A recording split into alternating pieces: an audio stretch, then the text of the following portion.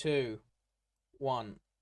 I'll probably put the YouTube notification up at the same time. This should send us live. And then TikTok. Are we going live on TikTok?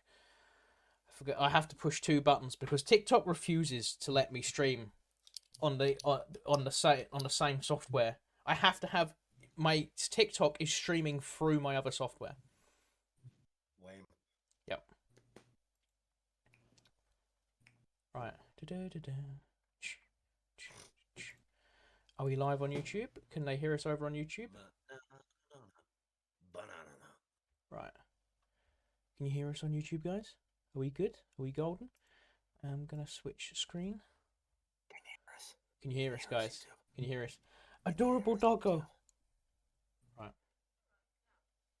I'm just gonna check that we are in fact live. There we go. There's the live button.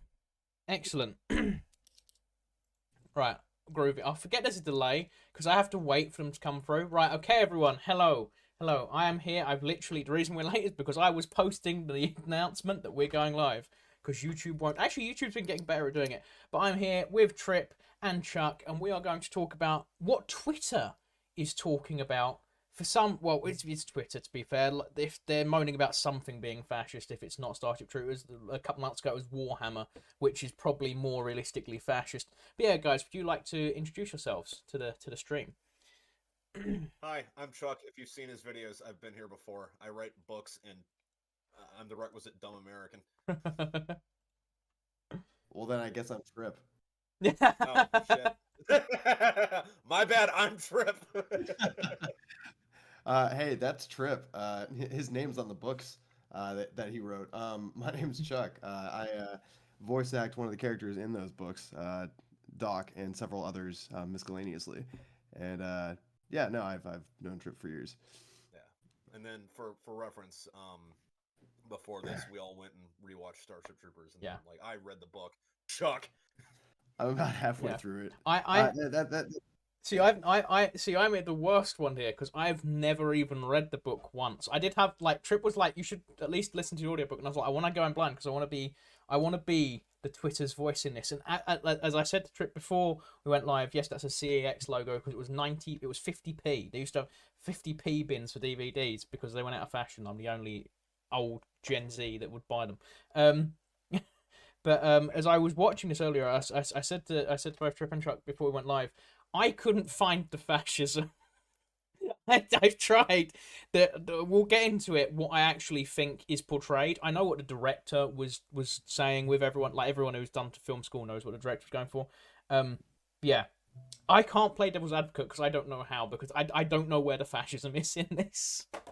Well, if you look at the behind the scenes friggin' let's see, like the director's commentary, and if you look at the interviews, what was fascist about it was mostly like they wanted to portray fascism, but they kind of accidented themselves into not doing that. So like most of it was the iconography, which still didn't fucking work because it's like, look, they have an eagle. And Which the Nazis had an eagle, and it's like, yeah, half the planet has a fucking eagle. Well, if you look at that historically, the reason the Nazis had eagles was because the ancient medieval German houses had eagles, and the ancient German medieval houses had eagles because the Romans had fucking eagles. Yeah, as did the Persians and the fucking Egyptians. Like, how far back do you want to go? Like, the eagle isn't a fascism thing; it's an everybody thing. Hi, America, Eagle. Yeah. American having the feed doesn't necessarily mean that it's not fascist, but that's for a whole different podcast. Yeah. Tripp, apparently your audio's quite quiet. I'm getting in the chat. Oh no! How about now? Yeah, that sounds better to me. Is that all right, guys? We'll have to keep going because we've got a delay. Because, okay. Yeah, I think it's good. But yeah, that was the other thing. Was like most of these notes repeatedly. Like I say, I have there is 4 pages of notes here. 4 or 5 pages of notes, front and back, as Ross Geller would say. And most of the reoccurring things, the closest I found to fascism was here I've got the idea of citizenship, service for citizenship is very Roman. Sort of Roman legions would go off and they would get their plot of land. Becoming a Roman citizen was something that was, often rewarded to states or peoples that were loyal to the Republic. It was less of a Roman Empire idea. The closest I got, at one point I say the propaganda feels like American imperialism and Roman propaganda. So I got stuck on, the film is basically, I would describe it as Romans in space. And so it depends on, do you think the Romans were fascist? Well, the thing with that is that goes back to the iconography, because the propaganda pieces were based off of a Nazi film called Triumph of the Will, but Mm. what they took from it was a bunch of soldiers standing in formation, which I hate to break it to you, but like every military in the history of mankind has soldiers standing in formation. And then one of the other things, they took the uniforms for it, or the Reich's uniforms, sort of, and Verhoeven said in one of the interviews where it was like, hey, look, you see Carl come in at the end and he's wearing that uniform, and you look at that uniform and you think bad, bad, bad, bad, bad, bad, bad, bad, bad, bad. That's a direct quote, by the way. And it's like, well, yeah, sure, the Nazis did wear that uniform, but so did everyone else in Central Europe since the Napoleonic Wars. But okay, I As guess. did the Prussian, Neat. what the Russians, the Nazis basically stole a lot of their, like, the way they dress and their idealism. As much as Hitler wanted to stamp out a lot of the older German culture, because the Germans were honor-bound warriors, that was their whole thing throughout a lot of German history. As much as he wanted to Yeah. stamp that out, um, it permeates through Nazi clothing. Like, it's like, as you're saying, it's like that sort of style. The Prussian military were wearing that, their Yeah. generals especially were wearing that long before the Nazis came along. The Nazis just made it into leather, which is, I find, quite funny. Now, if you think about it, it was actually more associated with That made it kinkier. Yeah. yeah, it's more associated with like LGBT culture than it is the Hugo Nazis. Boss designed it, right? Like, Yeah, Yeah. yeah.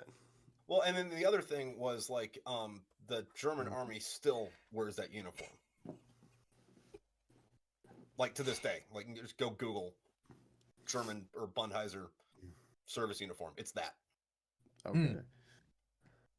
That's the. I mean, I've noticed the first note I actually put is the meteor physics in the film make no sense, but that's not related to the topic. There was a lot of film notes I made in this that I realized weren't related to the topic. Like, I was getting really annoyed at the meteors by the end of the film.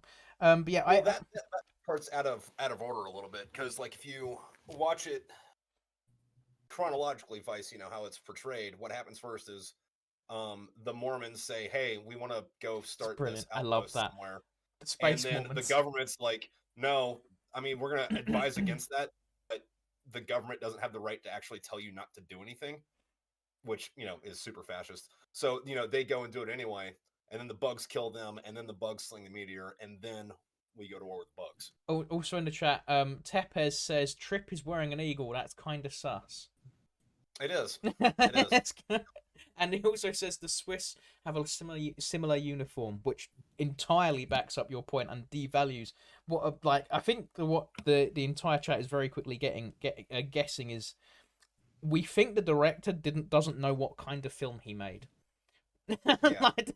Well, something that I couldn't help but get out of that is most of the things that I've checked up on have indicated that he is proud of announcing and admitting that he hasn't actually read the book.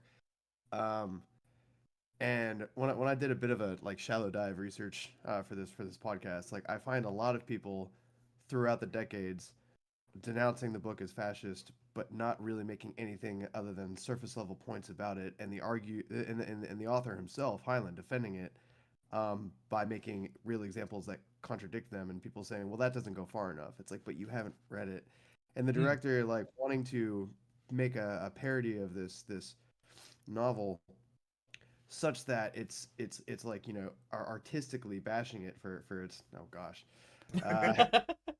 all right, artistically bashing it for its obvious fascism, but it's like, yeah, you did the uniforms, yeah, you did the propaganda pieces, but like you didn't make it obvious enough, and and I think it's because you thought it spoke for itself, but it doesn't. You needed to like show us, like you needed to point out the fascist thing, and then like satirize it more effectively. I think that the bits of dialogue that you piecemeal like snatched out of the novel, and then other bits of dialogue that you piecemeal snatched from other actual war quotes didn't serve the purpose that you thought they were serving, showing what military life looks like does not automatically make the society that holds such a military branch like fascist. Like, Exactly. The entire thing for me is as Stephen Chat's brought up, it definitely is about imperialism. Like the closest I got to fascism was this film is very clearly critiquing imperialism. Like down with that's that. like it's all a very anti-authoritarian, very anti-imperialist because they. But for me, if you're going to be anti-imperialist, you need to be like the most they got was like, oh well, should we be at war with the bugs? We did colonize them, and then but immediately after saying we went into their region and colonized, it's followed up with, oh yeah, then they immediately attacked us. So they didn't like try and have a dialogue. They just went, oh, there's people here, we'll attack them, which but means the they're the people that aggressors still. but the people that went to go colonize them did it at the express Yeah, warning again. Like the yeah. government said, don't do that, and then they did it anyway. So then the bugs declared war on Why don't we just let them have a war with the humanity. Mormons though? Like let's just be like, Yeah. let's just send the Mormons up. Nobody expects the Mormon Inquisition. Well, actually, another thing that really riled me is so this is humanity. Like it's every left wing science fiction author's wet dream. It's a global world government, and it's like and that's what I noticed comparatively. And I was like, so this is meant to be. They call it the Federation, which someone made a very good point years ago. I can't remember the name. It was a YouTuber where if you have a science if you have an empire in science fiction, you call it the Federation. It's immediately good. Doesn't matter what it does. If it's not an empire, it's a federation. It's the good guys. Yeah, well, the other thing with the Well, this is authoritarian Star Trek, bit, not Star though, Wars, right? Yeah. yeah, Yeah, but what annoyed me the most. the other I thing with got the it. authoritarian thing, So though, go. that's not even really that valid of a fucking argument because, Really? like, yeah, well, yeah, no, because like you're only shown what this dude who's effectively in Delta Force friggin' Yeah. is the military side of it, but they don't show you too much what the society itself is.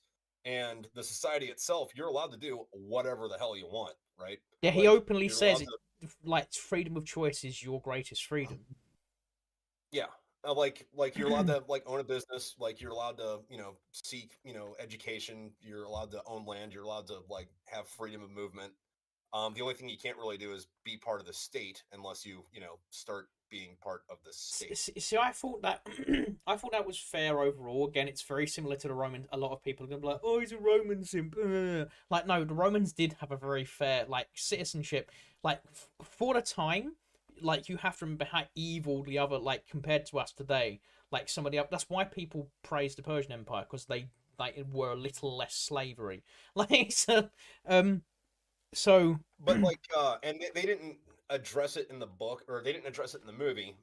But it's a part that the movie left out. But since they didn't directly oppose it, I think it's fair to bring up that in the book they pointed out that like unemployment is virtually non-existent. Almost nobody pays taxes anymore. Everyone's got health care.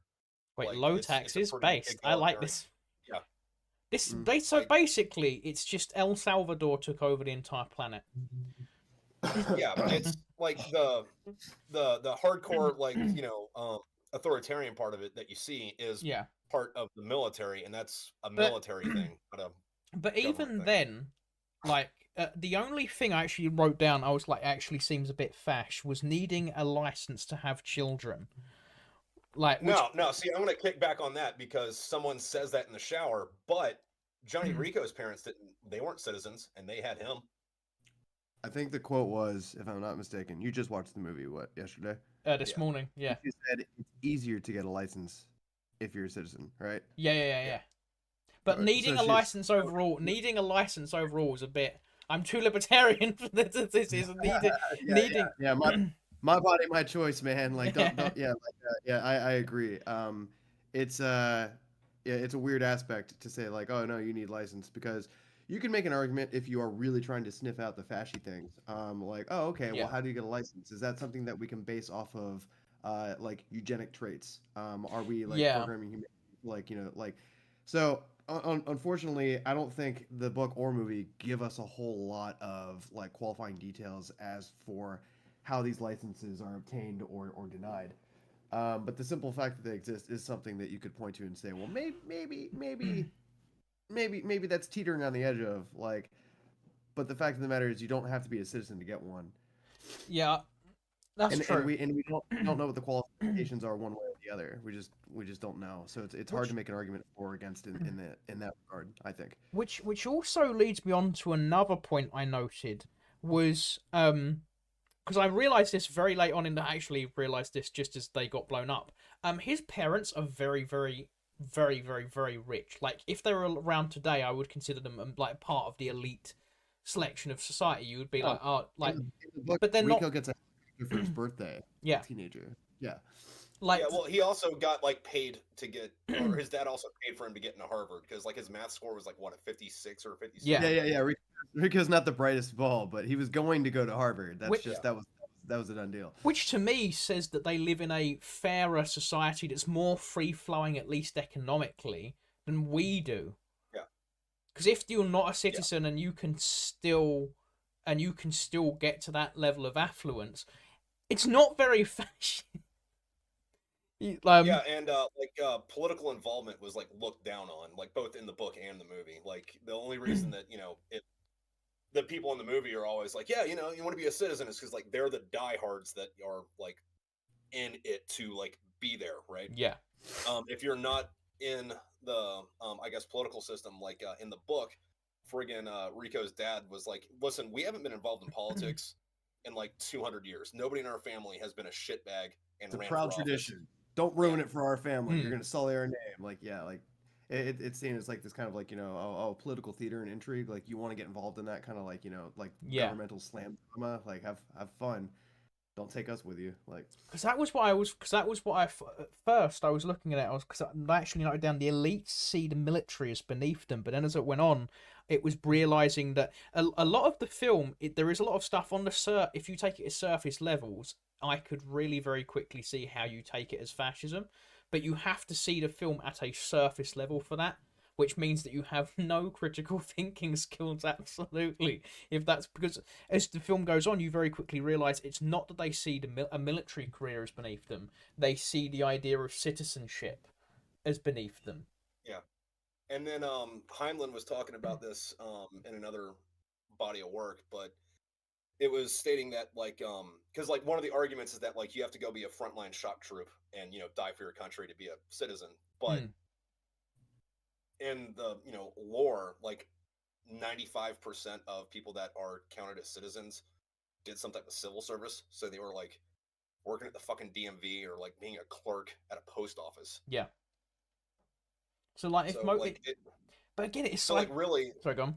and then like the other thing though was like the government is not legally, or the government is legally obligated to find you something to do if you show up. So if you want citizenship, you just go find somebody that's part of the government and say, hey, I want to serve.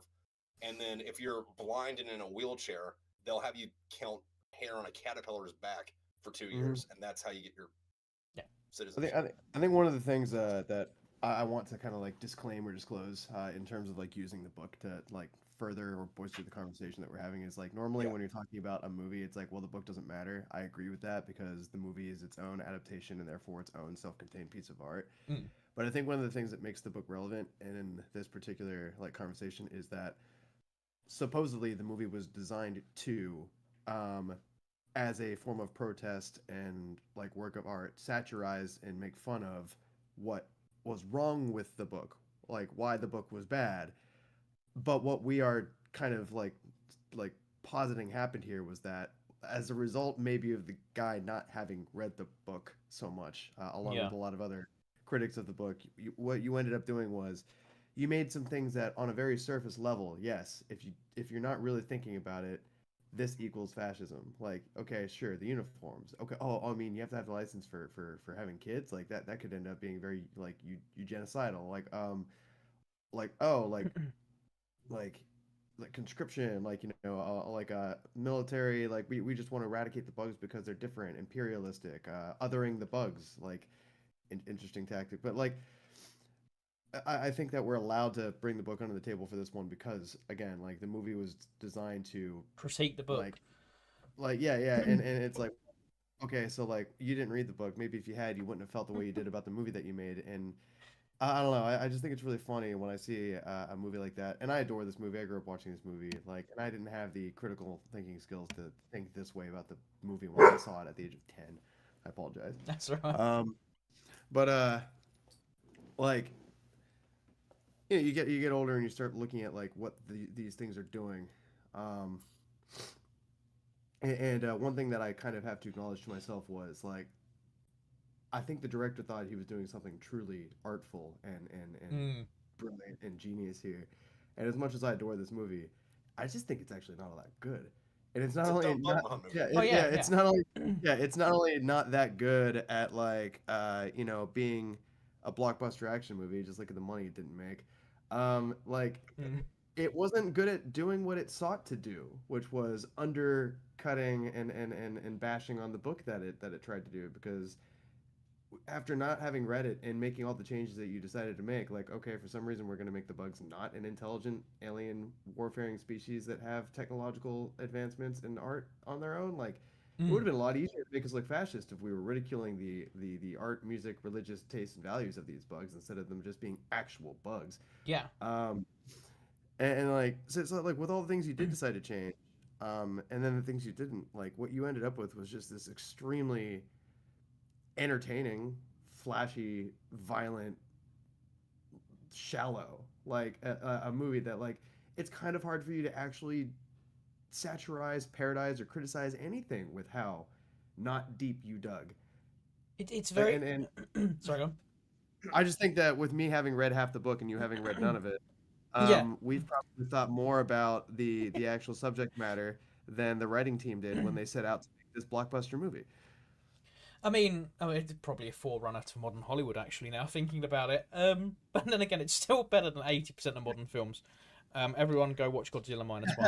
Oh, Uh, I love that movie. I just have to yeah, call a spade, and that's a dirty shovel. it is. It is. It's very similar to I love the Rambo movies, right? Aside from Rambo 1, First Blood, the rest are absolute trash from a cinematic standpoint, but I love them.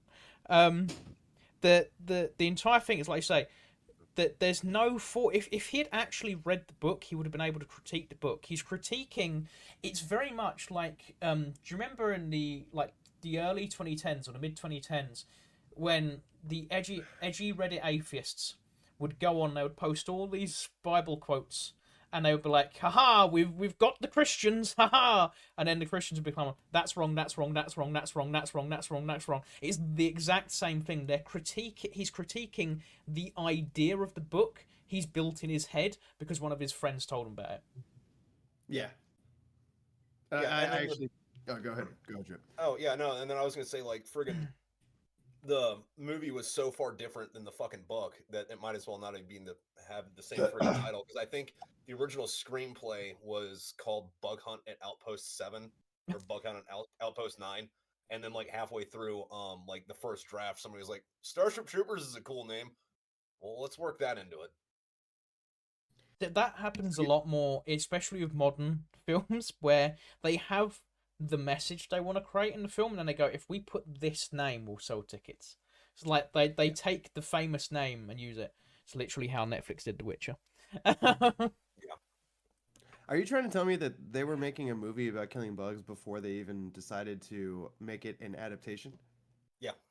Oh my god, that's hilarious. So what he did was like, he's like, I'm gonna have to read more about this later. Oh, people are having a conversation. So I'm making a movie that's like saying like galactic imperialism, a la fascism, bad, bad, bad. But also like there's this book that people have been arguing about that was kind of about that. Yeah. But he didn't actually read the arguments or the book. Yep.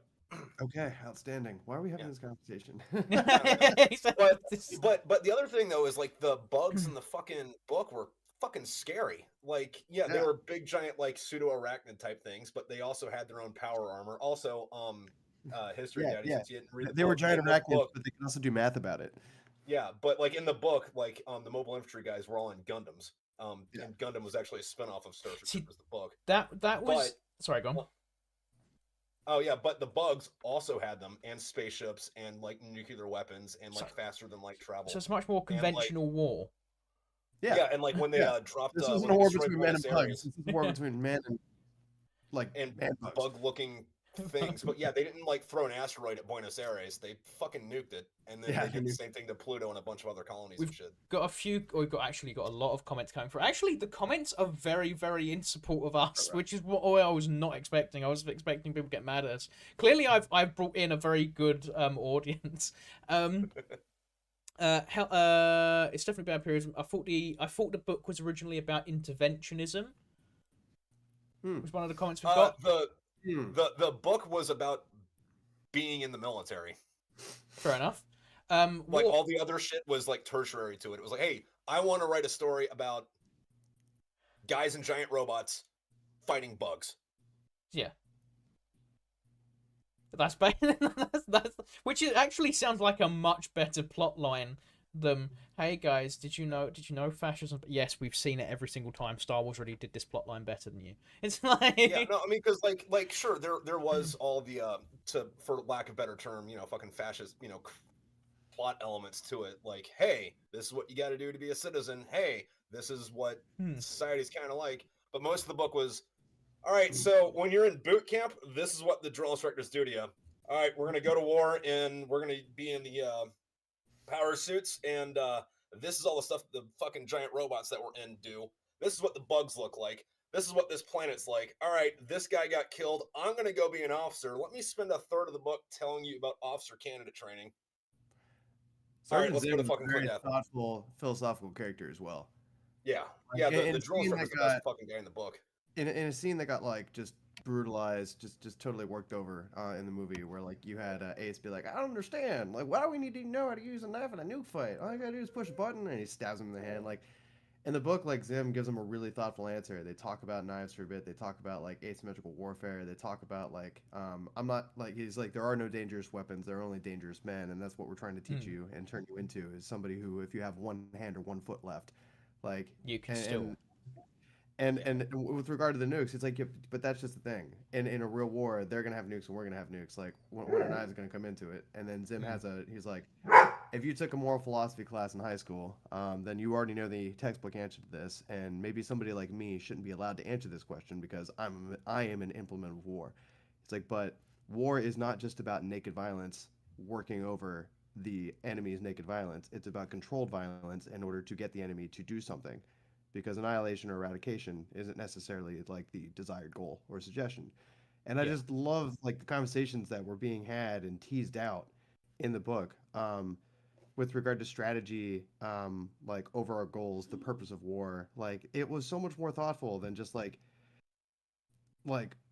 violence, kill the bugs, like, oh, they're bad, they're evil, they want to kill us. Like, um, like I said, I haven't finished my next read through yet, but I'd really be interested to hear what the person in the comments had to say about interventionalism.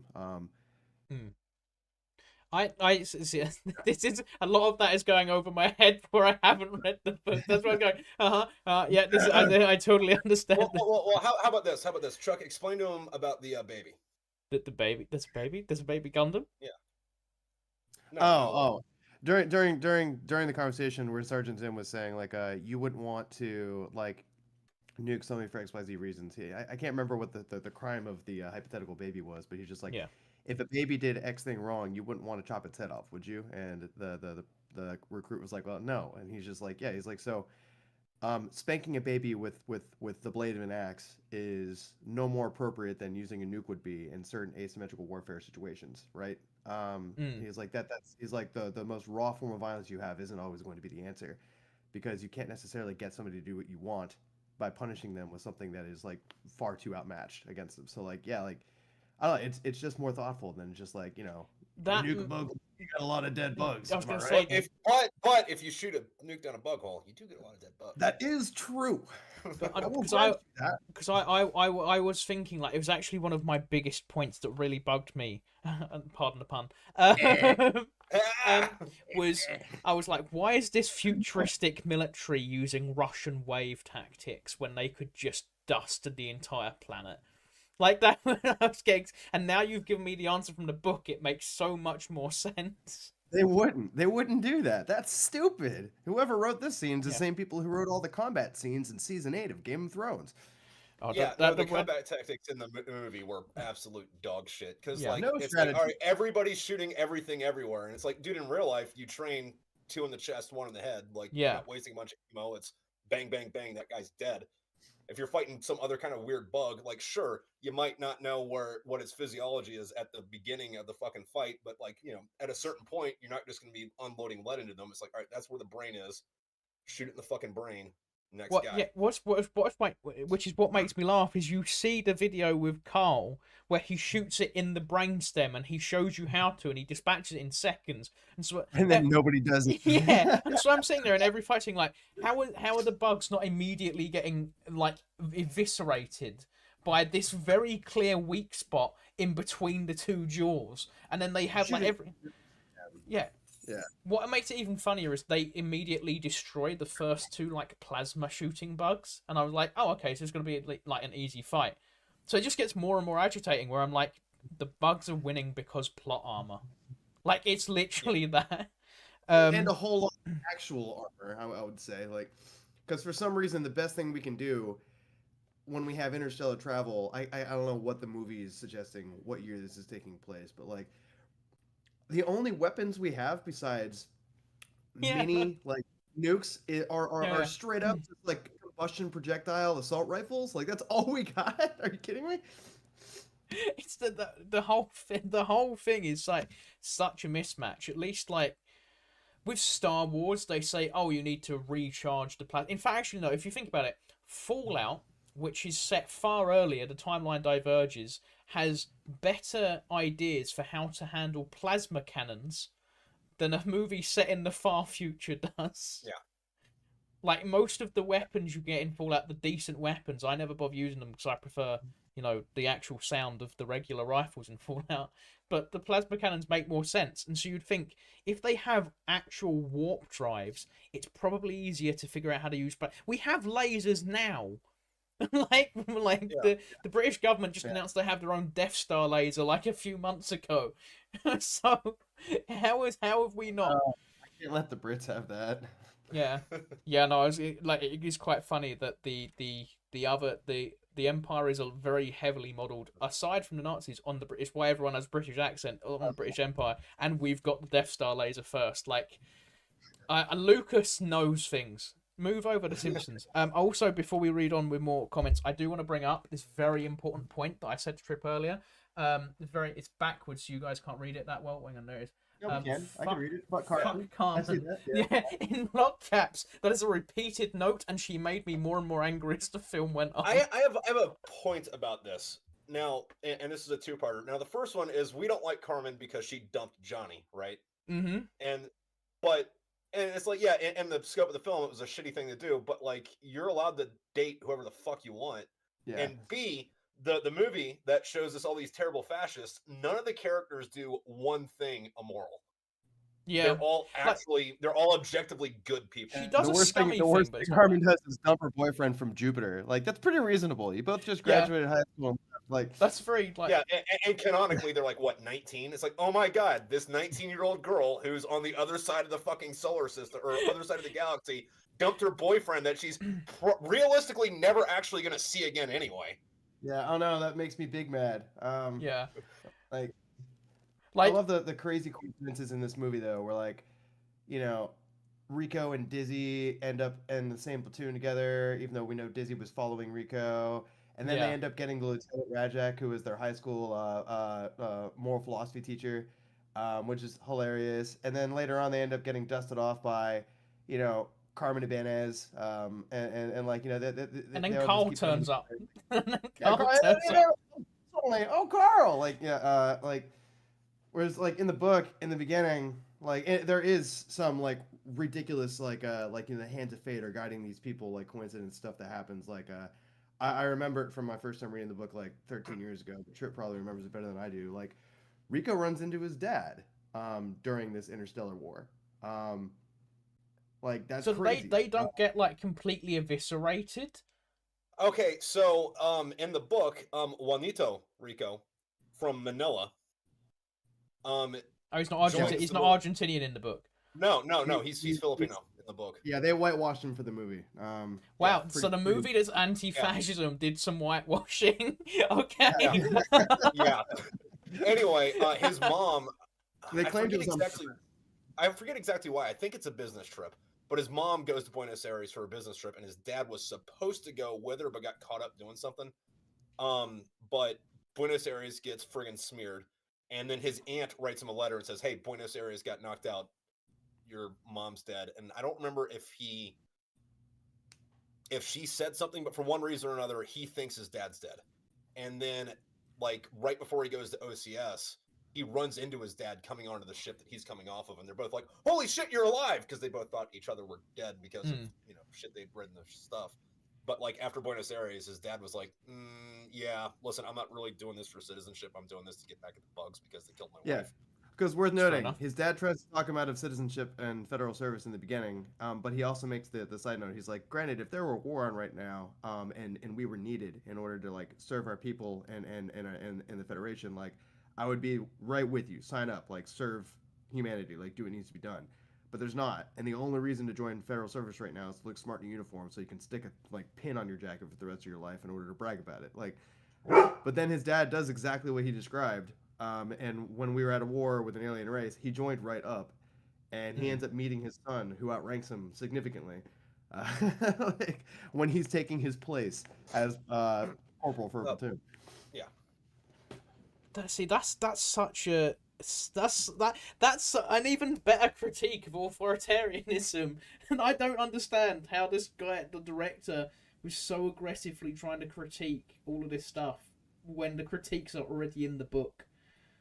Like, well, I mean, I don't know if that's a critique on authoritarianism. Like that's just a human being thing. It's like, all right, so we're living on this planet. We got 9/11 and Pearl Harbor and Hiroshima at the same time. Yeah, dude, I'm gonna go fight those people. That's not an authoritarian thing. That's a human being thing.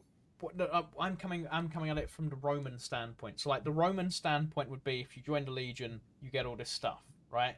Like so it's still very authoritarianism because if you're not in this set of like society, if you're not in that set rung, you're not getting all the benefits. So outside of war, the only reason you would have to join up would to get onto that ring of society.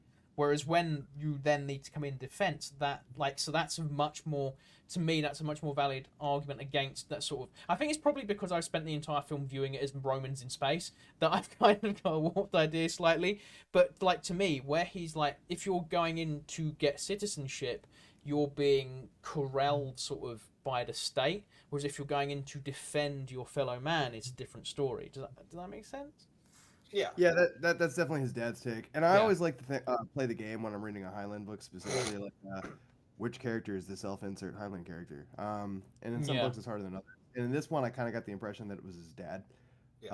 Like he kind of saw himself as somebody like his dad, where like I wouldn't be foolishly talked into doing something like this unless there was a war on and it was absolutely necessary, and that was me fulfilling my like obligations as like just a member of the civilization, wanting to be a citizen, like, you know, earning it because like there was good reason for it. Because the way he has his dad condescend to him is much more thought out than it is in the movie. The way his dad was arguing with him in the movie. The way his dad argued with him in the movie, my brain was like, it just seems like a spoiled rich guy. Like, that was the takeaway. I agree.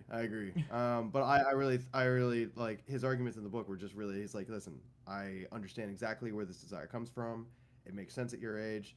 But from my perspective, as somebody who's like, you know, like your father, older than you, wiser than you, he's like, this is just like, you know, the time you broke that vase as a kid, and we didn't punish you too hard for it because you didn't understand what you had done wrong, or when you got a little older and, you know, we pretended not to notice that you had like snuck one of my like beers away or cigars away, and you were too sick for dinner that night. Like, you know, like it's our job as the older people in order to guide you like onto the straight and narrow in situations like these. And I just think that you're making a huge mistake for XYZ reasons. And he like tries to articulate it, and then bribes him with the vacation to Mars,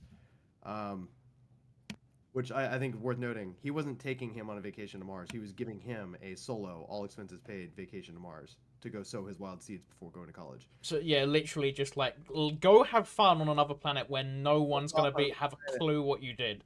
Like Yeah, you feel like you need to join up for federal service in order to sow your wild oats. Like that's fine. You're going to Mars. yeah. Have you seen Total Recall? There's a woman in Total Recall that you're gonna get well acquainted on Mars. Well, Verhoeven did that movie too, so. See, it's all right. It makes sense. Coming together. It's all coming together. Here we go. Helldivers is now getting the Starship Troopers treatment. Helldivers does look good, to be fair. It's not my sort of game, but it does look good. P-Funk Poet says Warhammer 40k does, in my opinion, the perfect method of making fascism and imperialism satirical. Insert massive golden armored dictator. Yeah, I think Warhammer is about. Do you guys know anything about Warhammer? Enough to know that the blood god doesn't have enough blood. I can't afford to get into Warhammer, frankly. I know the lore. I can't afford to do the models. It's a very expensive hobby. Pumpkin Bear says, "How are you guys?" I'm fine, thank you. Good. I also don't know much about Starship Troopers, so I have no opinion. That's very fair enough. That's very valid. History Dad is not a libertarian. We do not claim him. From Poet. Being not in government doesn't sound very fascist. That's very true. This is going back earlier when we were talking about how he was critiquing the book. He's critiquing the straw man of the book, which I would agree with. Yeah. No, I'd agree with that too. Yeah, that would have saved me a lot of breath earlier. Thanks for just summarizing. Letting you ramble. That was very well put, very succinct. Good job, commenter. I can't remember your name. So originally it wasn't going to be about Starship Troopers at all. Yeah, I think we covered that earlier. Yeah, we did that all. Yeah. Can we get a vid on if Stardew Valley is a dystopian view of capitalism? I have no idea what Stardew Valley is, so I can't even begin to critique it or discuss it. Stardew Troopers. Yes, Stardew Troopers. I haven't read it, just heard people who say it isn't fascist, this is what it's actually about. Okay, that makes sense. Yeah, that's what I'm literally like with the book. I'm just like, when I, like, because as a child, bearing in mind actually, it's quite funny, because when this topic first came up, I was thinking back to when I first watched the film as a child, and I was like, oh yeah, no, it does make sense, it'd be about fascism. And now watching it back, I was like, oh, what's happened since I watched it as a kid, like 10, 15 years ago, was I've grown up a lot. So anyone who thinks this is fascism has the comprehensive skills of a literal child who watched the film when he was 10. Something I was thinking earlier. I just took it as a matter of truth because I knew the lore behind the movie. I knew that like the director team creators wanted to make a satirical parody of the fascism in the novel when they did that. And as a kid, when I saw the movie and I grew up knowing that lore, I just took it for granted that the book must indeed be that way. Yeah. And then I get a little older, and I think something that we should mention for context is that, I don't know, maybe not for Tripp, but the reason I decided to pick it up as an 18 or 19-year-old, the novel, was because despite the fact that there's absolutely no strategical brilliance in the movie whatsoever, the novel is actually like rife with it, and it was on the Commandant's reading list for the United States Marine Corps back when I joined. I don't think it was still on that reading list when I got out, but there was a period of time where you could actually get promotion points for reading sci-fi novels. There were two on there that were sci-fi novels. One was Ender's Game, and it was like, oh, fun, I get to read this, and I get, like, faster promotion for it if I, like, take a test and write a report on it. Awesome. And even then, as, like, an 18, 19-year-old boy, I should say, like, I wasn't really skeptical enough to sit down and think about whether or not the book was fascist. I didn't really chew on those questions at all. And it was only just the other day, like, when Tripp was like, yeah, no, like, Twitter's going nuts, like, dragging this movie/book through the dirt again. And I'm, like, started reading people's arguments on it and just realizing, like, actually thinking about it for the first time, I'm like, the movie doesn't really seem like it nails what it's going for very well, does it? I wonder why. Yeah. And we start realizing the novel, and we're like, that's because it's not really there in the first place, is it? Like, yeah, and whoever made the argument earlier, the comment, they're making fun of the straw man of the book. It's just like, yeah, like, don't get me wrong. I said this to Tripp when he brought it up to me the other day when he first introduced that you were doing this podcast. I'm not one who will sit around and defend like the moral virtues of Heinlein. I've read Stranger in a Strange Land, And I think that as far as like social politics goes, the guy's like useless. Like, oh yeah, no, we're gonna talk about total sexual liberation in this novel, but don't be gay about it or anything. That would make me really uncomfortable. But I think he saw himself as somebody who is like very much a like leftist intellectual elite type, Mm. which is to say like I like arguing about these things in a vacuum, but you're not going to see me at a rally. And that's That how so go. that's why I self-insert him as Rico's dad in Starship Troopers because I'm like that's the kind of guy who I think he thinks he is. He's very well thought out, like, but Wouldn't not a rat.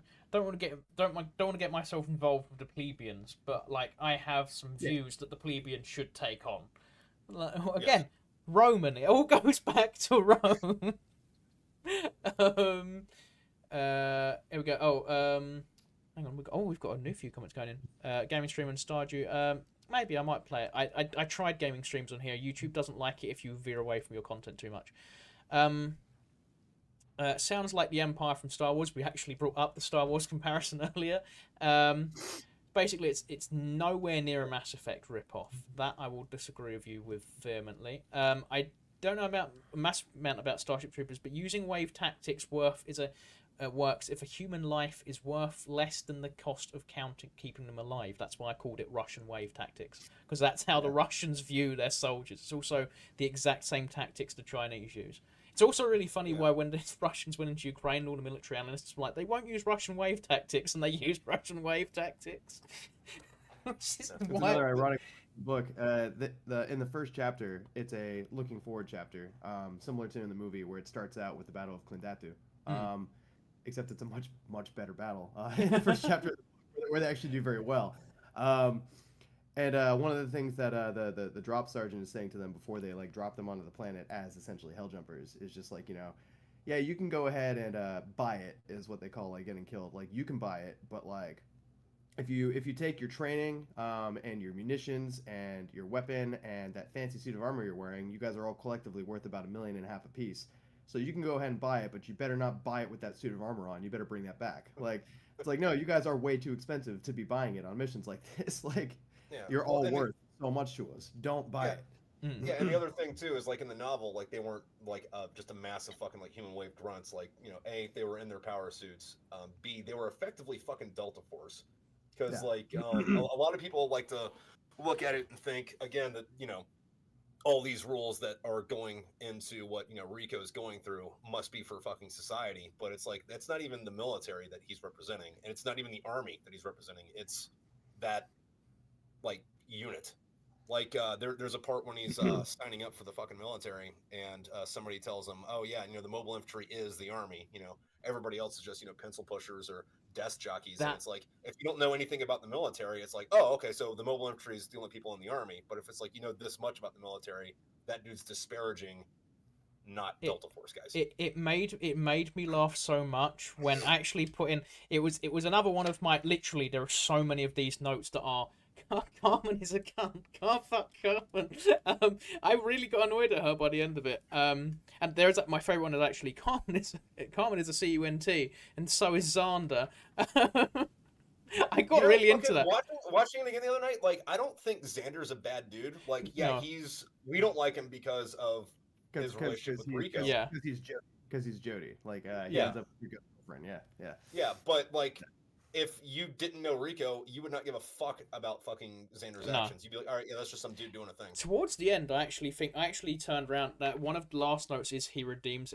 Xander is not a total dick. Like, it's one of the last notes from the end because I was like, I actually think he's quite honourable towards the end of it. I've lost. Like he's on the fucking jump ship that's coming down on the suicide mission. Yeah, to save them. Save them from... Which I suppose Carmen's there as well. Which is when he leaves. Yeah. But see that makes me laugh. Is the I think her name's Dizzy, isn't it? Flores. Yeah, Dizzy. Like Dizzy. Like she to start the film, I was like, she's kind of a dick. She's trying to get in the middle of their relationship. By the end, I was like, she's clearly the far better person. She's like jumping into the middle of combat scenarios to help him out, and then she gets killed off. But which brings me to the next one. Every single time a character that we're told another character is emotionally invested in dies. Poof, gone. Next scene, they're like, "Oh yeah, that happened." Yeah. Yeah. And we don't even know if Dizzy was cool in the book because like Dizzy was a dude and died before the book started, and then like they're getting on the jump page shit, 10, yeah. bringing in fucking Dizzy's body because he's dead, and like that's Dizzy in the book. That was it. That's his entire involvement in the fucking Yeah. book. So They didn't go to high school together. Like, wait, so what's the point of making one gender swapping and two making this other character a secondary love interest? Because Paul Verhoeven only read the first 2 chapters. yeah, I say my assumption is that they only read the first 2 chapters and they were just like, well, we got to use all the names that were named and like build Yeah. a story out of those. So like all these people who got killed off in one of the future chapters back in time, we're gonna make them like key character people. Yeah, and the other thing is like Radcheck, right? Michael Ironside's character, like that dude died off screen in the Yeah, he book. dies off screen before chapter 1. Yeah. And then like the platoon sergeant keeps inferring that the Radcheck's still alive. Like not like, he's still alive, he's out there, but like somebody wants to do something and he's like, I don't think the lieutenant would like that.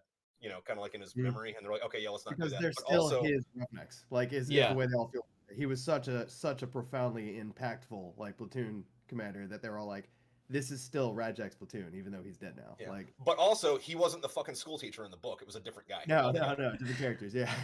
Yeah, they've read the first 2 chapters. 100. I Yeah, mean, and just yeah.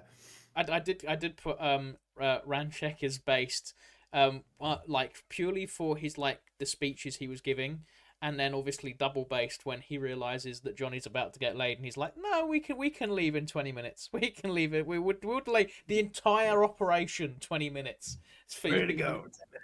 Make it 20. Yeah, no, you just well, another thing I really wanted to point out about that intro chapter, instead of it just being this absolutely ridiculous, like, human wave warfare thing, it's like 15 troopers in their power suits being dropped onto. It's not actually the bugs. They call them skinnies. It's a race of bug sympathizers. When we're the bugs, So there's multiple alien races Yeah. involved in Yeah. this. and they're being dropped on a basically like a flash like shock and awe like disruptor mission. They're not actually there to inflict casualties or to cripple them. They're literally there to basically show as a show of force how much we could do to you if we wanted to, while inflicting as few life casualties as possible and doing damage to infrastructure. So like, let's talk about the way that like fascist regimes have often like conducted warfare. What do you call it? Like when the Germans would lose like one reprisals. soldier. What there's Yeah, a very famous This is case. the opposite of reprisals, right? Yeah. There's a very famous case of I think his last name's Heydrich. I forget his name. Reinhard Heydrich. Yeah, yes, Reinhard Heydrich. Yeah, when he was in that dude was, like, Czechoslovakia. super Nazi, by the Yeah. way. Like when like he was assassinated, they killed 5,000 Czechs to make a statement of you killed one of us, one German, one pure Aryan German, is worth 5,000 of you, which is the complete reverse, like you're saying, of fascism. Yeah, in this, they literally get dropped, and they are just told like, try to hit the hydroponics like plant, like try to take out like electricity, like make like just inconvenience the hell out of the city without actually causing like too much. No, they do end up making Or not taking or killing people, but it's only after they start taking casualties and they're already on the retreat. Like some skinnies come up, start shooting at them, and they're like, "All right, well, I'm just gonna throw a grenade that way," because They literally throw a grenade at one point when Rico ends up accidentally running through a wall and he finds himself in a whole hall full of the aliens that he calls skinnies. He's just like, oh shit, and he like backs up and he tosses something and he's not really thinking of what it was, but then he hears it start squawking, and he tells you, the reader, that's a grenade that started squawking in their language. I'm a bomb. You have 30 seconds. I'm a bomb. You have 30 seconds. Which like basically gets them all off his back because they're all going to be trying to get away from the bomb. And he's like, oh, I wonder if they had enough doors and windows to find their way out of there. But like, they were trying to not kill as much as possible. Like, they only ended up killing if there was like somebody in the way. Like, because like it just like civilian casualties and military casualties wasn't the point of the mission. The point of the mission was a show of force to show how much we could do if we wanted to in order to get you guys to back off in the system. Yeah, because like the skinnies were they were allied with the bugs at the beginning of the war, and then because of that and a few other off-screen raids, the skinnies turned to our side, and that's when we started getting more intelligence about the bugs. Like it was through the sorry, skinnies that it was through the skinnies that, you know, humans even knew that there were brain and queen bugs. Yeah. it's very it's very similar to the Allies in World War II turning around to the Italians and being like, we've got the Soviets now, we got the Americans now. Look at what we're kind of doing to Japan and Germany. Do you wanna swap? And then the lower half of Italy was like, yes, yes we would. Yeah. Here's all of the German secrets. And it's also very similar. It's and a comparison I thought literally as you were saying it was it's similar to how Vlad the Impaler kind of went overboard. He killed like 20,000 Turks at one point. But like it was very similar to like Vlad the Impaler. If Taylor for being reserved. yeah, like he wasn't as reserved, but it's the same sort of concept of if you broke his laws or you came into his land, it was like if you think about how many soldiers the Ottomans had at one point, 20,000 is nothing. It's horrific when you walk into a city and you're like, there's 20,000 Ottoman soldiers on spikes right now. I don't want to fight this guy. I mean, it didn't work because the Ottomans still beat Vlad the Impaler quite badly. But you get what I mean. It's using absolutely. Tepes in the chat is going Vlad Tepes mentioned.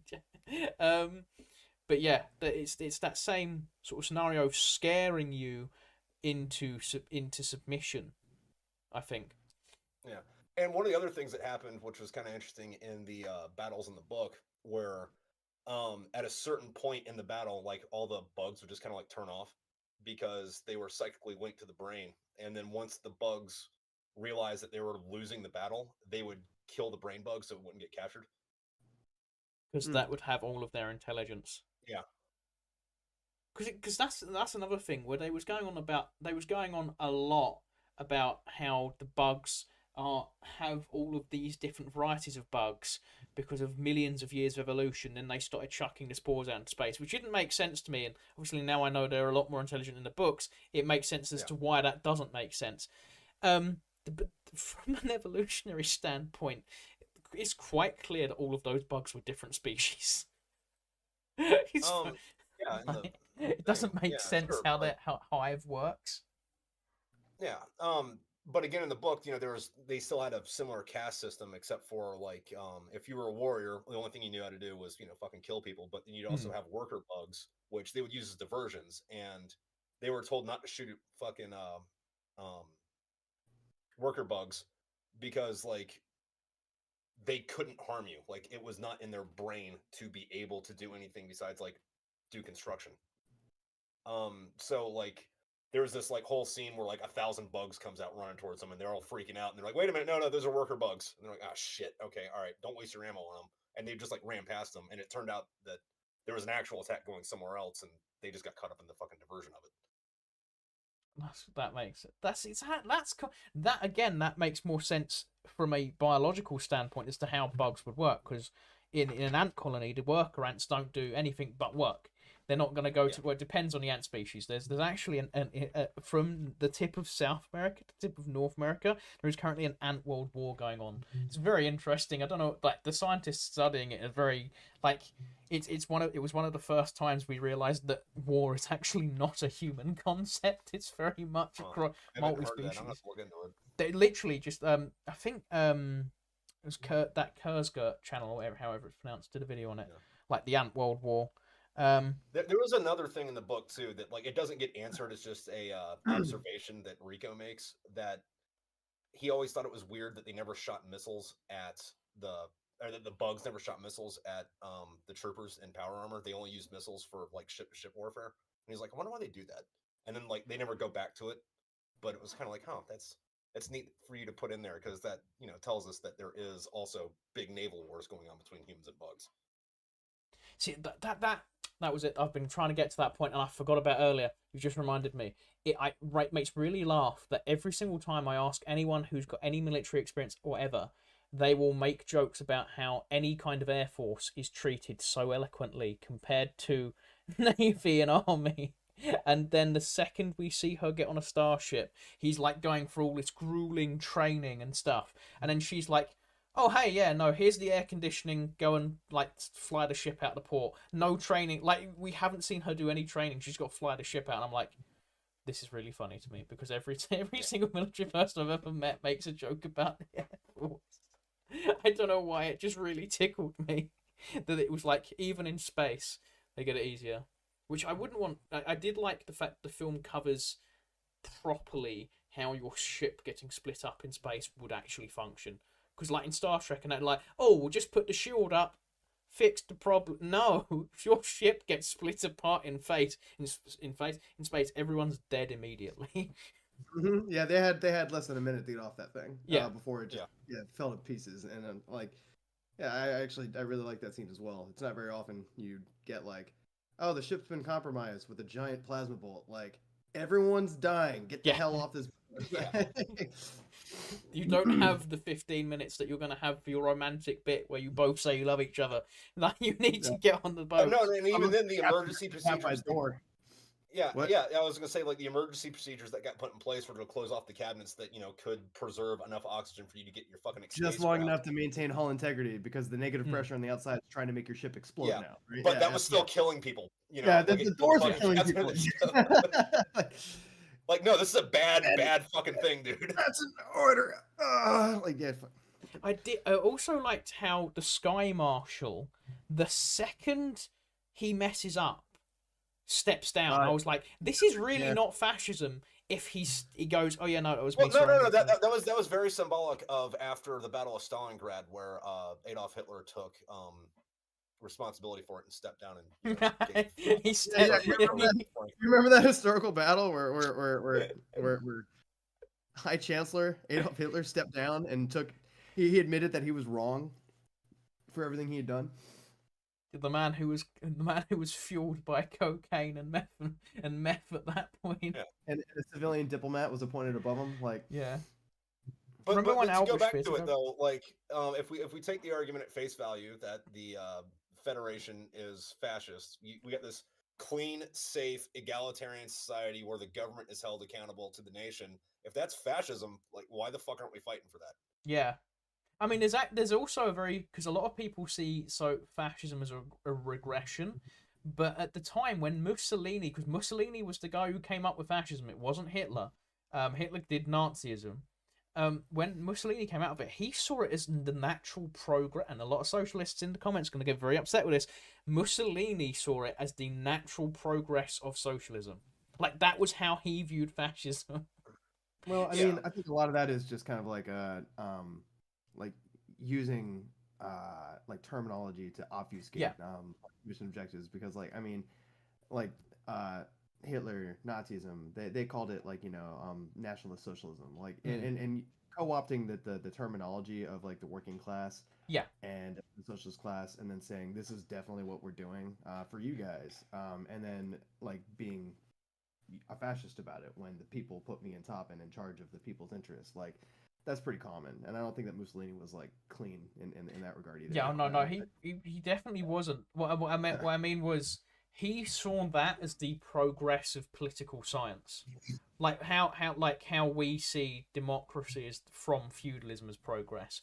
In his mind, that ideology was the next step in government, whereas because we beat it, we see it as a regression. You trust him in that? Oh no, I'm not trusting him in it. I'm saying, like, in his mind, I don't think he's a reliable narrator. Like, yeah, that's true. He's putting himself in charge of the country, like. Yeah, he would. Well, then you've got you crazy nationalist socialist bastard. Yeah. I'm a socialist. Yeah. No, definitely here for you guys. This is natural. Yeah.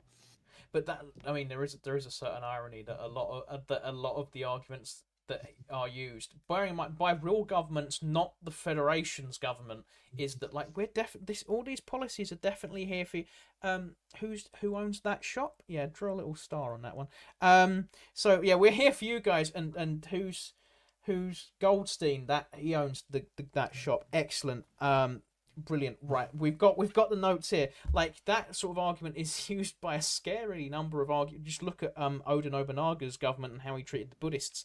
But it's not used by the Federation. The entire, like, it's kind of annoying that they don't highlight. Like, I'm losing my train of thought here. He's trying to highlight fascism when in the shower scene, this society, men and women are showering together. No one's scared of being essayed in the showers.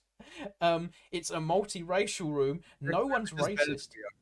Yeah, Like, like Yeah. I don't know in what fascist society that's happening. I don't know in what even Roman society.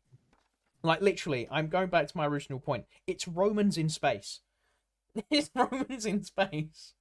space Romans, humans in disguise. Oh wait, no. That would be an and amazing like film. yeah, and like to be absolutely fair, like yeah, if you're in a fucking military unit like that, yes, that there is going to be strict discipline there, but that's the military. They show us the military part of it, not society at large. And there have been some people that have been like, well, you know, if Heinlein was really trying to get this point across about society, then he should have written a story about people that were living in the society and not do the military part of it. It's like the book was about dudes and robots fighting giant bugs. Yeah, but these go up to 11. Like, it's like, yeah, Yeah. but this is way more entertaining. Like, we're writing a sci-fi novel. Like, we're not. This Yeah, wasn't in the meant to be- 50s, no one gives a shit about fucking This wasn't meant political to be a rhetoric. treatise on the future speculations of human governments and the shapes of their like social infrastructures therein. Like, no, this is a sci-fi novel about like humans in mech suits fighting bugs. I think He just came up with an interesting societal shape for it to take place in. I think it also kind of speaks to like how bored filmmakers are now that they have instead of going, oh yeah, cool, this is a cool story about fighting a space war with a load of bugs, to I want to do a political analysis of the entire political system 400 years in the future. But we also established that this isn't what the movie was about. I didn't realize that this was kind of an iRobot-ism, where like with iRobot, they had a guy with an original script and they had a story that he was telling and they thought it was really cool, and then they didn't think it was going to do well. So they just put a name. So then they were like, let's just call it iRobot. He's like, but this isn't one of Asimov's iRobot stories. They're like, we'll call it iRobot and we'll make it about the three laws. We'll put that in there, and also we're gonna get Will Smith on it, and also we're gonna change it so that instead of it being ambiguous as to whether or not this was actually happening, it just definitely is happening, and Will Smith saves the day. Like, and it went from being this really cool, like kind of like cerebral thriller to Will Smith saves the day. And also it's called iRobot for some reason. And when I read the like steps that movie went through from going from what it was originally supposed to be. The computer's agreeing with you with low thumbs up. Yeah. From going what it was originally intended to be to what it eventually turned out, I realize now that Starship Troopers seems to be something that suffered this Hollywood treatment of like, well, yeah, your story's interesting and all, but like, you can't come up with a good title and it doesn't have enough intrigue. It's like, let's call it Starship Troopers. Has anybody bought the rights to make that movie so we can just use the title? Like, yoink, and just like kind of like Do Android's Dream of Electric Sheep. Let's call it. Yeah, Blade Runner. Blade Runner was a different book that was real close to Repro the Genetic Opera, where it was like, you can't afford surgery for a new liver. Well, we'll get you a new liver, but you got to. So they bought the rights to both, so that they could call this movie's name, or this book's name. like, oh, you didn't have enough faith in your project.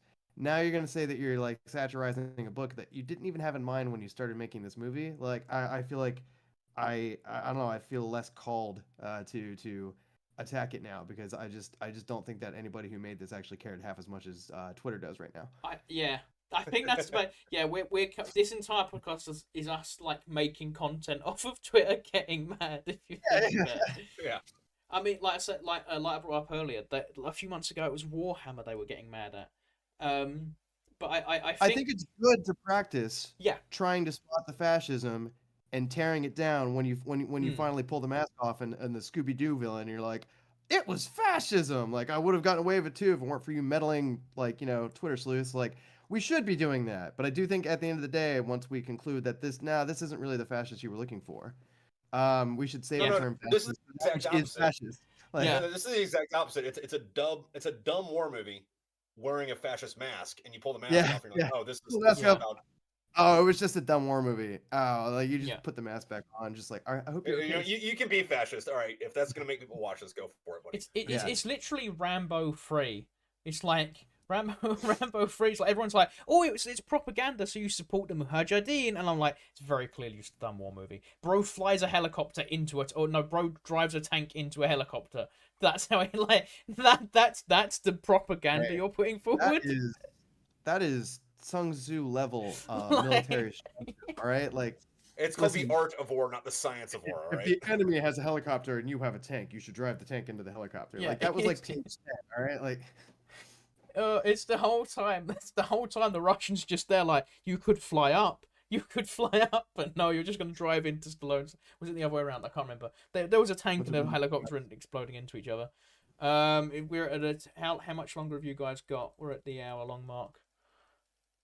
I mean, to be fair, I feel like we're wrapping up now. We're pretty much proven our point. oh, we're at the hour and a half mark. Are we? About.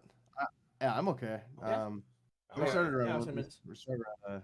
I mean, if you guys want to keep going, Yeah, I'm gone. but if we are either way, I would like to point out that again in the movie, a lot of people say it's fascist because service guarantees citizenship, but in actual fascism, it would be citizenship guarantees Guarantees service. service, There's yeah. there's zero conscription, and Yeah. and they're losing the war, and they're still discouraging Not people from conscripting. fucking joining the Yeah, yeah. military. That's I think one of the most important things is, and it doesn't get as deeply explicated in the movie as it does in the book, but like they make it really darn clear that like joining federal service is not only not all the army, but it is 100% your choice, and we have too many volunteers, and not joining it is not going to be punitive or detrimental to your life in any meaningful way.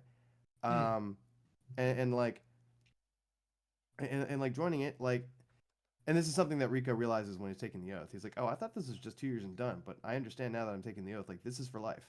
Like, like yeah, you get to go home after 2 years, but like, you are joining for life if a war or something like that goes off." And it's like, yeah, no, like it is a commitment. You are becoming a citizen now and forever.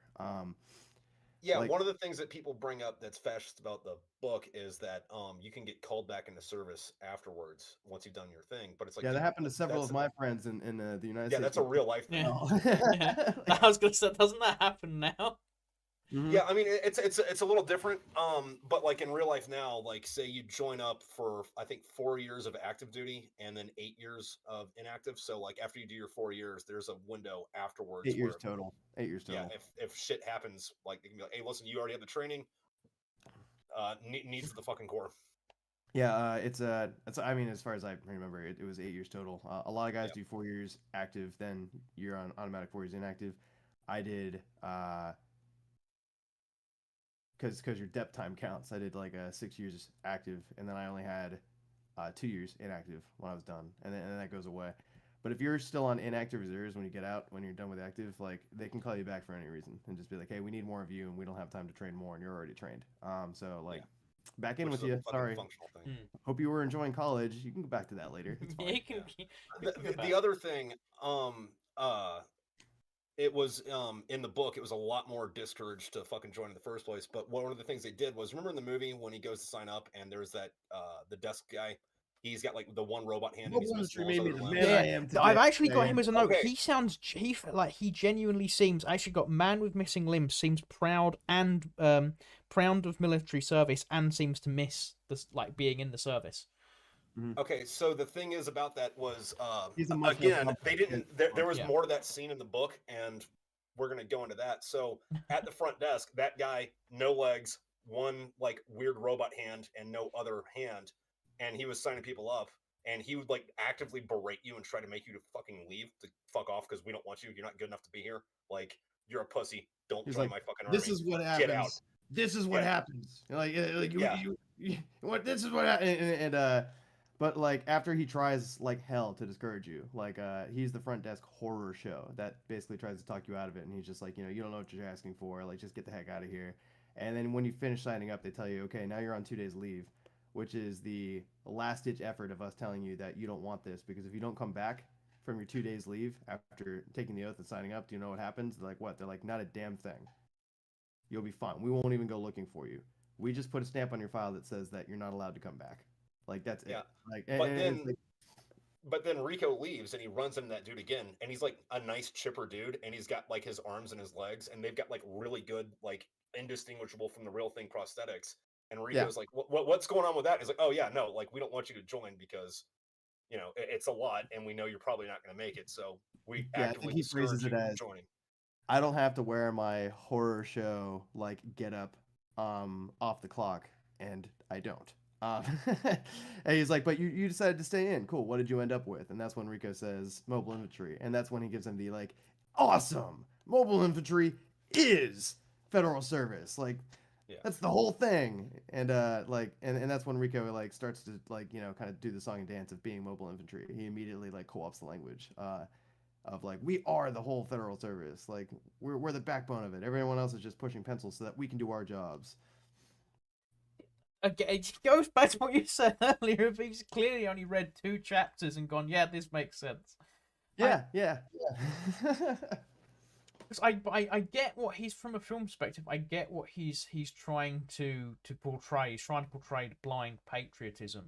Like again, it's why I think that when he says he's critiquing fascism and goes, oh yes, so we've got the Nazi clothes because that's what everyone thinks. He's very clearly, because when I saw the eagle, even as a kid, my brain went, oh, America, like because that's like the only power really that still uses like eagle imagery constantly. And as an adult, looking at that the eagle symmetry now, it's nowhere near Nazi or American. It's almost exactly what some of the German European houses were using on their heraldry. Like as you walked into their castles, like the same badly drawn eagle. Because if you look at that symbol, it's like a child drew it. No, not the American one.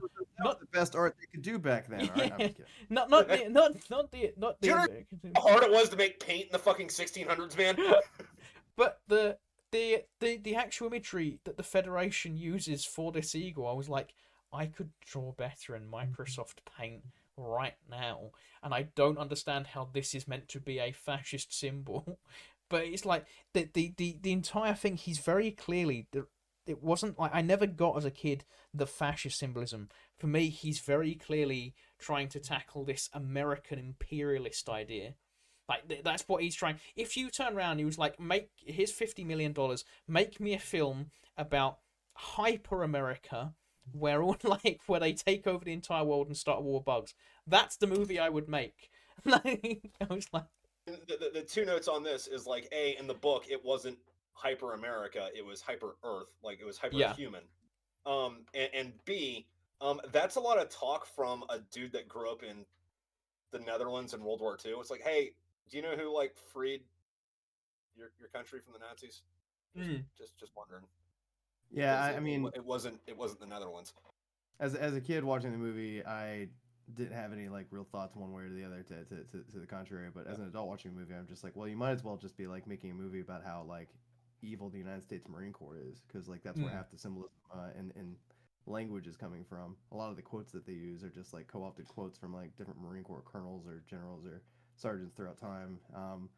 The other one, I was watching a bunch of other people's fucking takedowns on this on YouTube, and some fucking midwit was talking about come on you apes, you want to live forever, and they're like, I think so when I they know said the this, video you're talking about. Yeah, they're like, so when they said this, what they meant was they're gonna go down there and they're gonna stomp the enemy so bad they're gonna write their names down, and they're gonna be known throughout history forever, and that's how they're gonna live forever. But it's like, okay, in the first page of the fucking book, I'm gonna read this to you. It says, "Come on, you apes, you want to live forever." Unknown platoon sergeant, 1918. Okay, that was Dan Daly. He was a first sergeant in 6 Marines. This is at the Battle of Belleau Wood.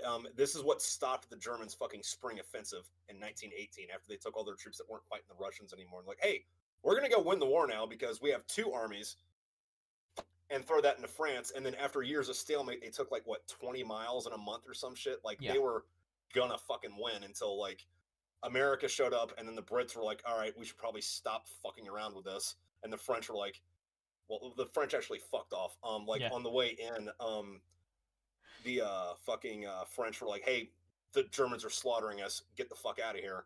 And some Marine was like, retreat? Hell, we just got here.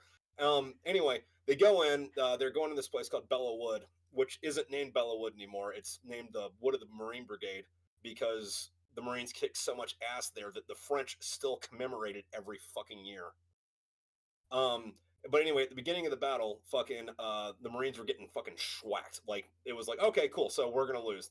This sucks. And then First Sergeant Dan Daly got up and said, "Come on, you sons of bitches, do you want to live forever?" And then drug his men into the fucking woods, and they did some fucking horrendous shit to the fucking Germans and made them turn around. And But when by he do said you that, want to live forever, he meant like what? He was like, what do you want? Do you want to live forever, or do you want to go? yeah, yeah, yeah, Look. it has the same sentiment as you're not gonna get a fucking Purple Heart sitting in that foxhole. Like, do you want to die an old man in your bed? No, let's go die now. Like very, that wasn't very a let's be Viking sort of remembered. Yeah, idea. it wasn't a call to be remembered. It was a call to be like, all right, you know what? Let's go out in a blaze of glory. What do you want to live forever or what? Like, no, like Yeah.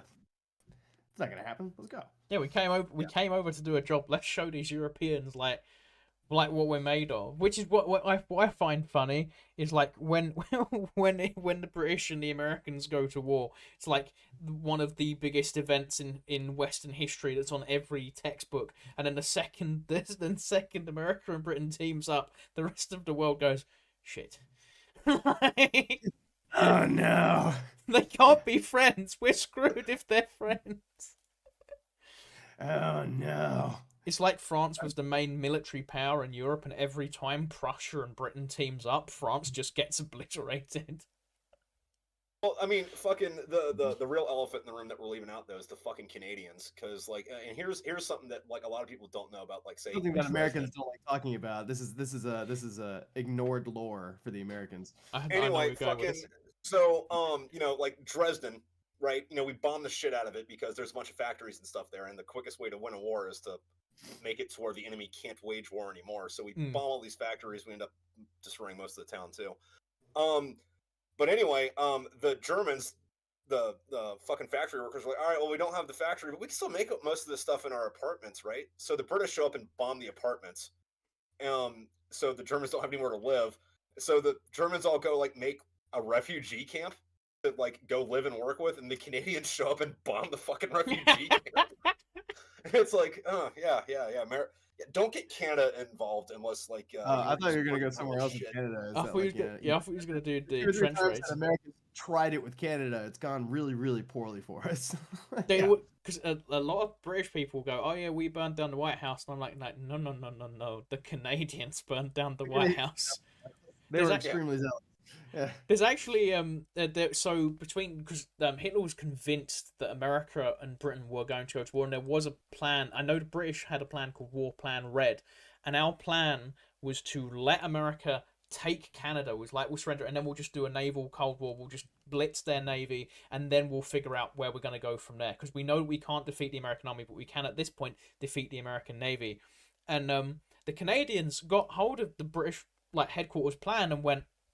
No. And the Canadian plan, there's military analysts who've gone over the Canadian plan now who were like, if America had gone to Canada on its own, the Americans wouldn't have lasted like 2 weeks. The plan was they were going to do scorched earth retreat into the mountains and then just blow up everything on it, like every bridge, everything, so that every single time you have to stop and build a new bridge, and then just harass supply lines in circle and then just start massacring. And I was like, this is very violent. This is very violent.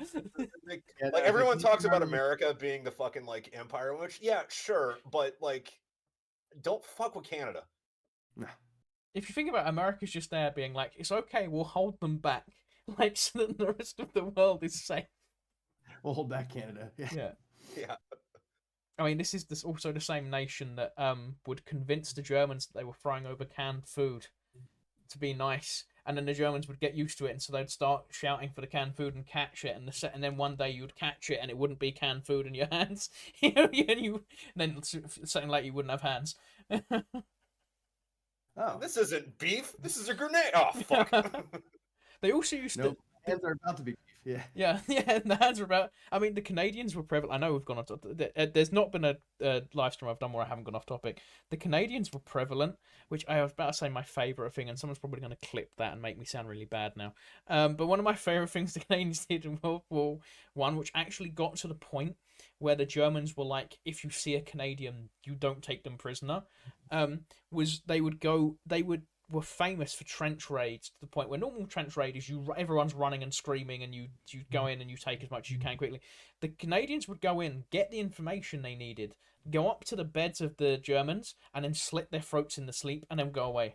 So when you woke up, like 1 or 2 guys would be left alive. You'd wake up and everyone in your bunk room is dead, and there's just like a little Canadian flag somewhere. Yeah. Like the Canadians were unhinged. I think the Canadians also had Francis Peckham-Abeau, who was, according to legend, was summoning storms to help the Allied advances in World War One. Very off topic now. But going back to that, Yeah, friggin' the reason that they had to the Federation would have to go and drop in on planets, which by the way they did it in a really cool way. The reason they were called they called them cap troopers once in the movie, but they were called cap troopers in the book because they'd get in their power armor, they'd get put in this capsule that was kind of like a giant bullet, and then the ship would fire them down at the fucking surface, right? So a lot more like Helldivers, like the game. Yeah, like ODST, like straight up. As they entered the atmosphere, the capsule was designed to, like, depending on like what kind of atmosphere they were going into, disintegrate and peel away until at the last of it, it was just you and fragments of your capsule like falling in like really hard to read patterns, so that flat cannons wouldn't be able to single you out. So it's a lot more like Avatar, like the way they fight the Na'vi in Avatar. Similar, I guess. I haven't seen that movie in a really long time. But what I was gonna circle that back to was the reason that they had to like pretty much do like a planetary island hopping campaign. The Federation had the technology to just like glass planets. However, the bugs, and we found this out through the Skinnies after the Federation, became allies with them, was that the bugs were taking human prisoners and keeping them on the planet so that if the Federation were to just blow up the planet, they'd kill a bunch of humans too. So they had to go in like on the individual, or not individual. They have to send in ground troops to take a planet instead of just glassing it. Just like, you can glass us, but you'll also be glassing your own people. Yeah, and we didn't consider like the sacrifice of any number of human troopers to be like actually like acceptable. Like, no, can't do it. Yeah. Acceptable casualties was 0. Mm-hmm. Which is a much more in a line with how like as a kid, that the America is always like the big. I mean, it's probably because every American war film I had, there was a big American flag that came out at the end, and they were like, "No man left behind." Like that was the image. Like the accepted casualty count 0 thing was the image I always had in my head. In there, which was kind of shattered when The Rock did that earthquake movie, and then they put the American flag over the Golden Gate Bridge, and I was like, this is the wrong priority. We should be rebuilding the city, not hanging a massive flag up. But I was like, that 0 casualty count, which is completely lost in this. It was like, like the amount of casualties are okay, honestly. Like, all right. Yeah, and then that ethics class that he had to take in high school in the movie? It was Okay, so in high school, everyone has to take that, or everyone on Earth has to take that. If you're out in the colonies, it's kind of up to the colonies to decide if you can take that or not, right? But you don't have to pass that class. You just have to go. You can't fail it. You can't fail it. Yeah, it's impossible to fail. But nobody can fail it. Yeah. However, there's a good part of the book where he's at officer training course, and they have to retake that class and they have to pass it. But there's a conversation they have in there where he's having with his teacher, and he's like, "All right, so there's 2 countries, and one of them's got a bunch of POWs, and friggin', we don't know the exact number, but we know it's say more than 1,000, and say less than 50,000 POWs that they have. Is that enough to go back to war with those people? What's your answer?" And he's like, well, I mean, yeah, it's enough to go to save 1,000 dudes. It's like, all right, what if they have one guy? They have 1 POW. Is that enough to go to war with them? And then like they have their like Rico's like, yeah, sure. And the teacher's like, I agree with you, but like that's. But then you're gonna be throwing away other guys' lives for one. Well, no. He's like, is that enough to ruin 2 countries for? And like my opinion personally is yes. But if you're a citizen and you end up going into politics, these are the kind of questions that you're gonna have to ask yourself when you're in charge. And not only that, but like, because you have been in federal service, you understand what it means to go into combat or to send people into combat, because you will have gone into combat doing the ground level stuff. So when you're a politician making these decisions, you'll know exactly what you're asking of people. Which is a very good way of that like it goes back to, I think it's a Socrates quote of like, if you separate your fighting force from your government, you'll have your fighting done by idiots and your thinking done by sheep. Or is it the other way around? No, your fighting done by sheep and your thinking done by idiots. If you said, yeah, I got it the wrong way around, because it's basically saying it was scholars and warriors. Yeah, that was it. Yeah. Because then like, you need someone to understand. If they're going to go into a high military position, they need to understand what's going on before them. Like, if you get someone who's gone into some politician, then he's not going to understand. Again, a very non-fascist policy for a supposedly hyper-fascist society. I mean, actually, it goes on to actually no, that was it. I don't know if we brought up already. I know we spoke about it briefly before the show. The closest you actually get into fascism in the film is the bugs, which you could also say they're very close to communism. One of my friends was making the point that in the movie there's a set of dialogue that doesn't happen in the book, and that's during the xenobiology class near the beginning of the movie when they're dissecting one of the sand beetles. And the teacher's just like, oh yes, we humans like to think that we are like Mother Nature's best creations, but I'm just afraid it isn't so. Like this sand beetle like knows like no fear. It's the perfect like member of like society. And then Carmen Ibanez is like, but humans have come up with like math, science, art, and interstellar travel. And she's like, oh yeah, true. Before you let that get to your head, take the arachnid for example. It's like dumb by human standards, but its evolution spans over millions of years, and they can fling their spore into space. It's like you could make the point that this teacher is basically just like being a mouthing piece for like fascist ideals, where like the perfect member of society is somebody who knows no fear and is completely willing to sacrifice themselves and be just a drone and like spread out. That could be an argument for like fascism, for imperialism. My argument against that scene was essentially this just sounds like a really enthusiastic xenobiology teacher for high schoolers who just thinks that bugs are real cool. But also, yeah, the bugs have millions of years of evolution. Cool. Yeah, they're the only thing that has. We just came out of the pond. Yeah, humans just popped out of the dirt. Yeah, and I just think like, okay, so if you meant for this scene to be read as like these are things that we consider ideal, it's like, I don't know, we're showing deference to them in the other, which is the bugs, and also like, I don't know, like if that was the best you've got for like, because like no dialogue in a movie is meaningless, right? So maybe they did mean something by that, but like if that's the best you've got, like all that did for me as a viewer was just be like, okay, this is just a chance for us to introduce the concept of the bugs and show you our cool hologram of the arachnids that we're really proud of and you're going to be fighting later. Like that was all I really got out of it. It was just like, also bugs exist. That's going to be important. You'll see. Like, and I don't know, it just didn't ring true to me as like, oh, this adult of in a position of authority is telling us the why. I got mine off. Like it doesn't do that. I don't even know how you set that up. My camera doesn't do that when I do it. Why were air quotes balloons? I don't understand. Wait, does it? No, it doesn't do it for me. I don't know. I don't even know how you set it up. It's so random. Happy birthday, that's fascinating. Yeah, it's not my birthday. But yeah, I just don't think it very effectively like proves the point that the director thought he was proving, or even asserts it really, and I just think it gets lost. It's like you set out to do a thing and you did not effectively do the thing that you thought you were doing because it obviously wasn't that important to you. A lot of people are gonna laugh at me when I say this, right? And it's such a very obvious comparison.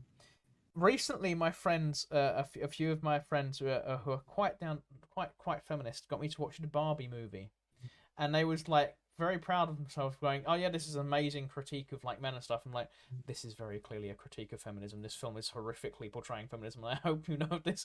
And the reason I bring it up is because it's a perfect comparison of the director clearly wanting to portray one thing, and then completely doing the opposite. Like the entire film, I'm not going to go into an analysis of the Barbie movie, but like basically the summary of it is like they saved the Barbies from patriarchy by telling them depressing stories and removing the brainwashing. So now they're not happy anymore. They're going to work an office job, and it's like when you highlight that up, I'm like, a lot of these very artsy directors, like there's very few people who can pull it off. Stanley Kubrick, who I've got 2001: Space Odyssey over there, right, could pull it off because he had the story first and then he wove the message.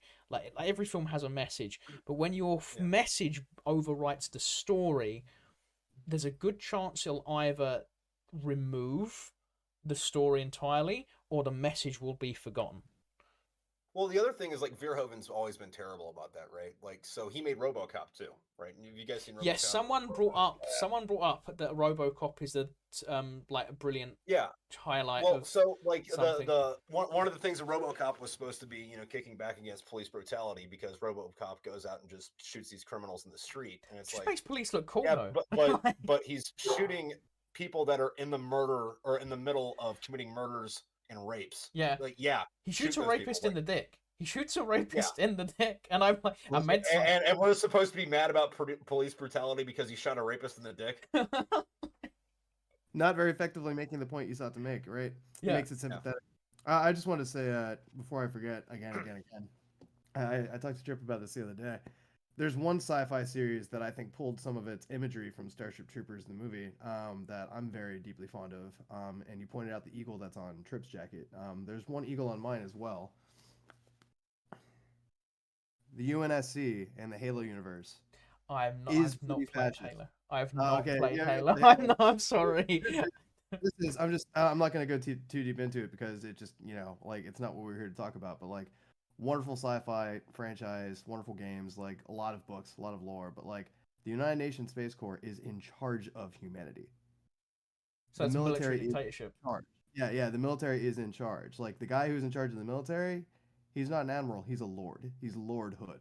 Like and like sounds British. It sounds like a British thing. The war that was going on in humanity before the aliens showed up and unified us against the alien thing was the central colonies fighting the more distant satellite colonies. And the reason that the Spartans, a la Master Chief, were engineered was to tamp down rebellion. And then there happened to be an alien juggernaut that showed up, and we got much more popular use out of those super soldiers. But like that's what they were for. And it's like, yeah, like, do we enjoy this franchise? Like, maybe not in recent years because it hasn't been putting out anything that's been really worth that much playing. But like, it's just, you know, like, I would have a much more difficult time arguing against fascism in the Halo universe for sure. Starship Troopers, I'm just not really seeing it. It's just not there. It's well, the other thing imperialism is there, but not fascism. Well, no, the other thing though, and they didn't address this at the fuck all in the movie, but in the book, you weren't a citizen until after you were out of the military. Like you had to have like an honorable discharge to be a citizen. So like the military's not in the charge. military. The military had no bearing on, like nobody in the military had any influence on the fucking actual government. Yeah, you weren't the general and the president. Like yeah. See, I don't think it's real. I mean, I never got the impression in the film that the military was connected with the government. To be fair.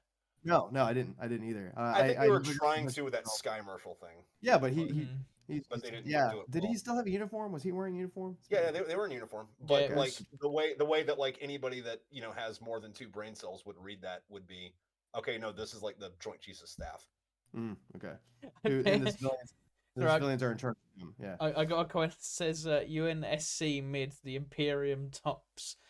The Warhammer versus Halo lore fight to begin. I don't know enough. All I'm saying is that the Empire, the Sith Empire under Revan, the Sith Empire would destroy both. My Star Wars fanboy. Actually, we'll go through it because I missed. Oh, here we go.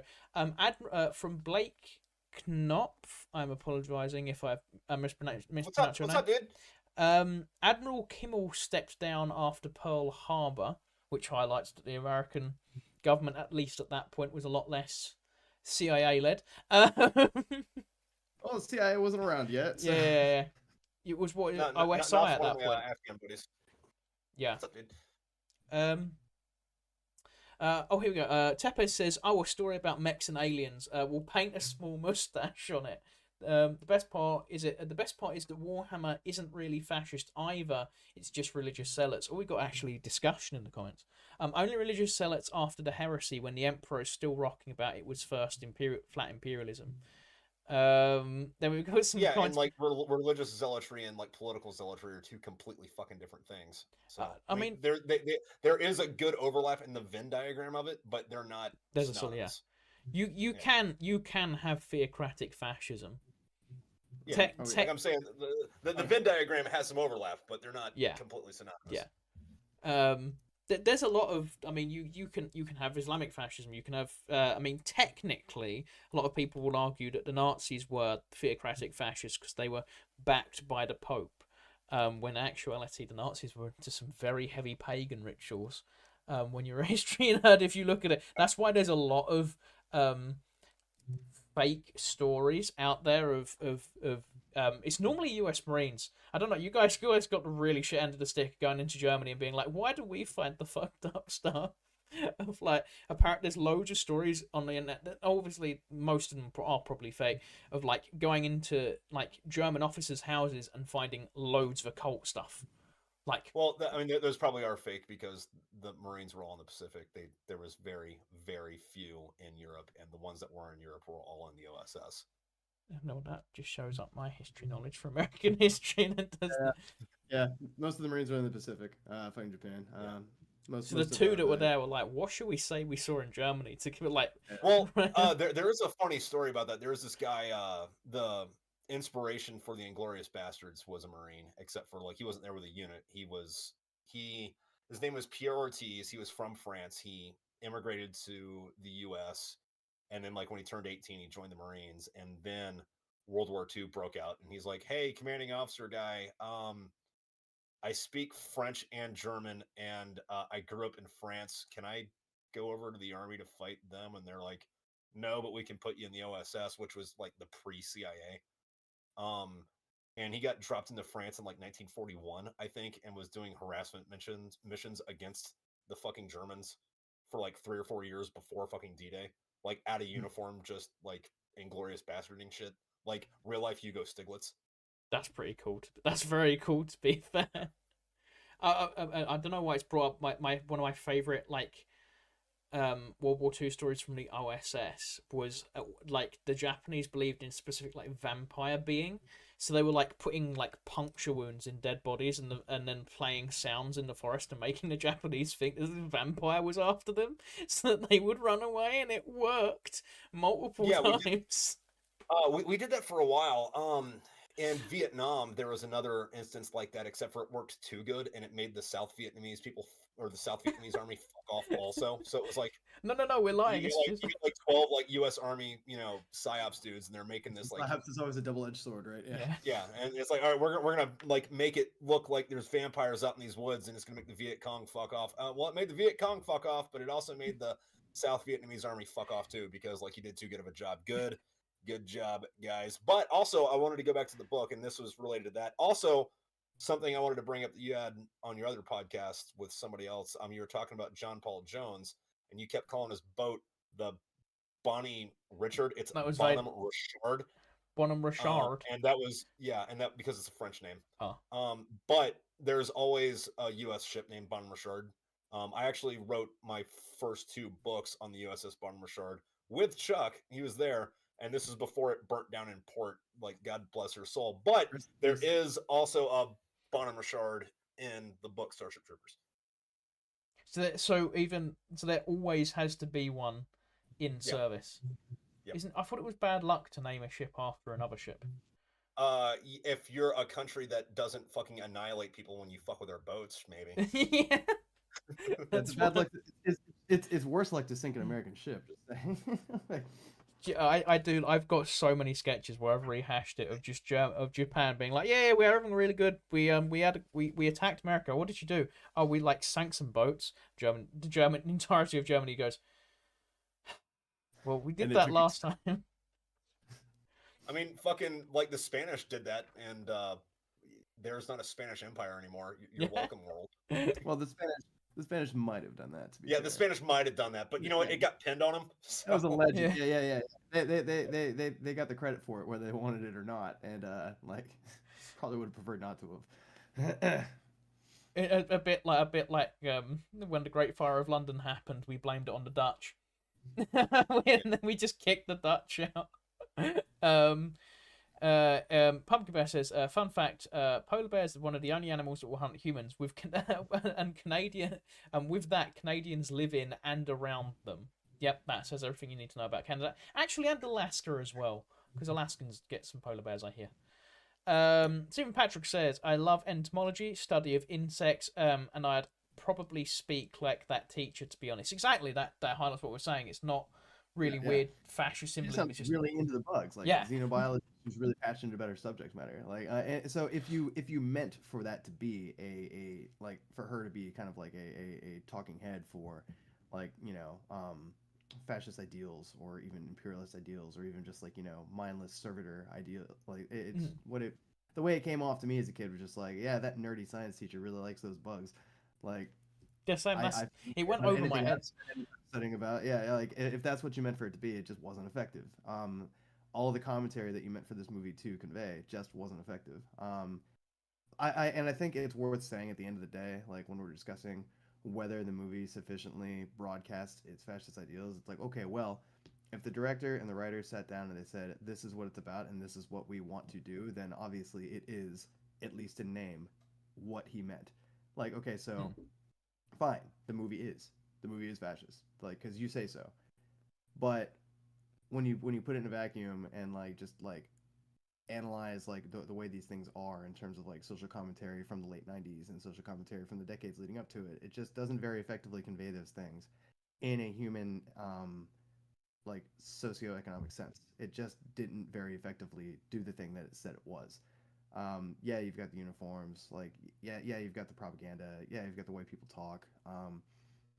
But like, I just don't think it's very effective at being what it claims to be, what it purports to be. I think, it's like, yeah. you and can then even what you want, you can call it whatever you want, but like, you didn't make very good points.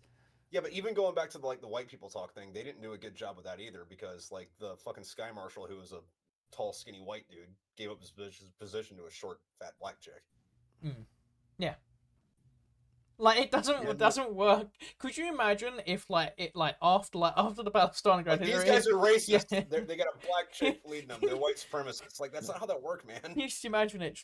It's like, and now the Führer is stepping down. Here is the new Führer, and it's just like a black lady just going, "Hi guys, I'm taking over the war against the Allies."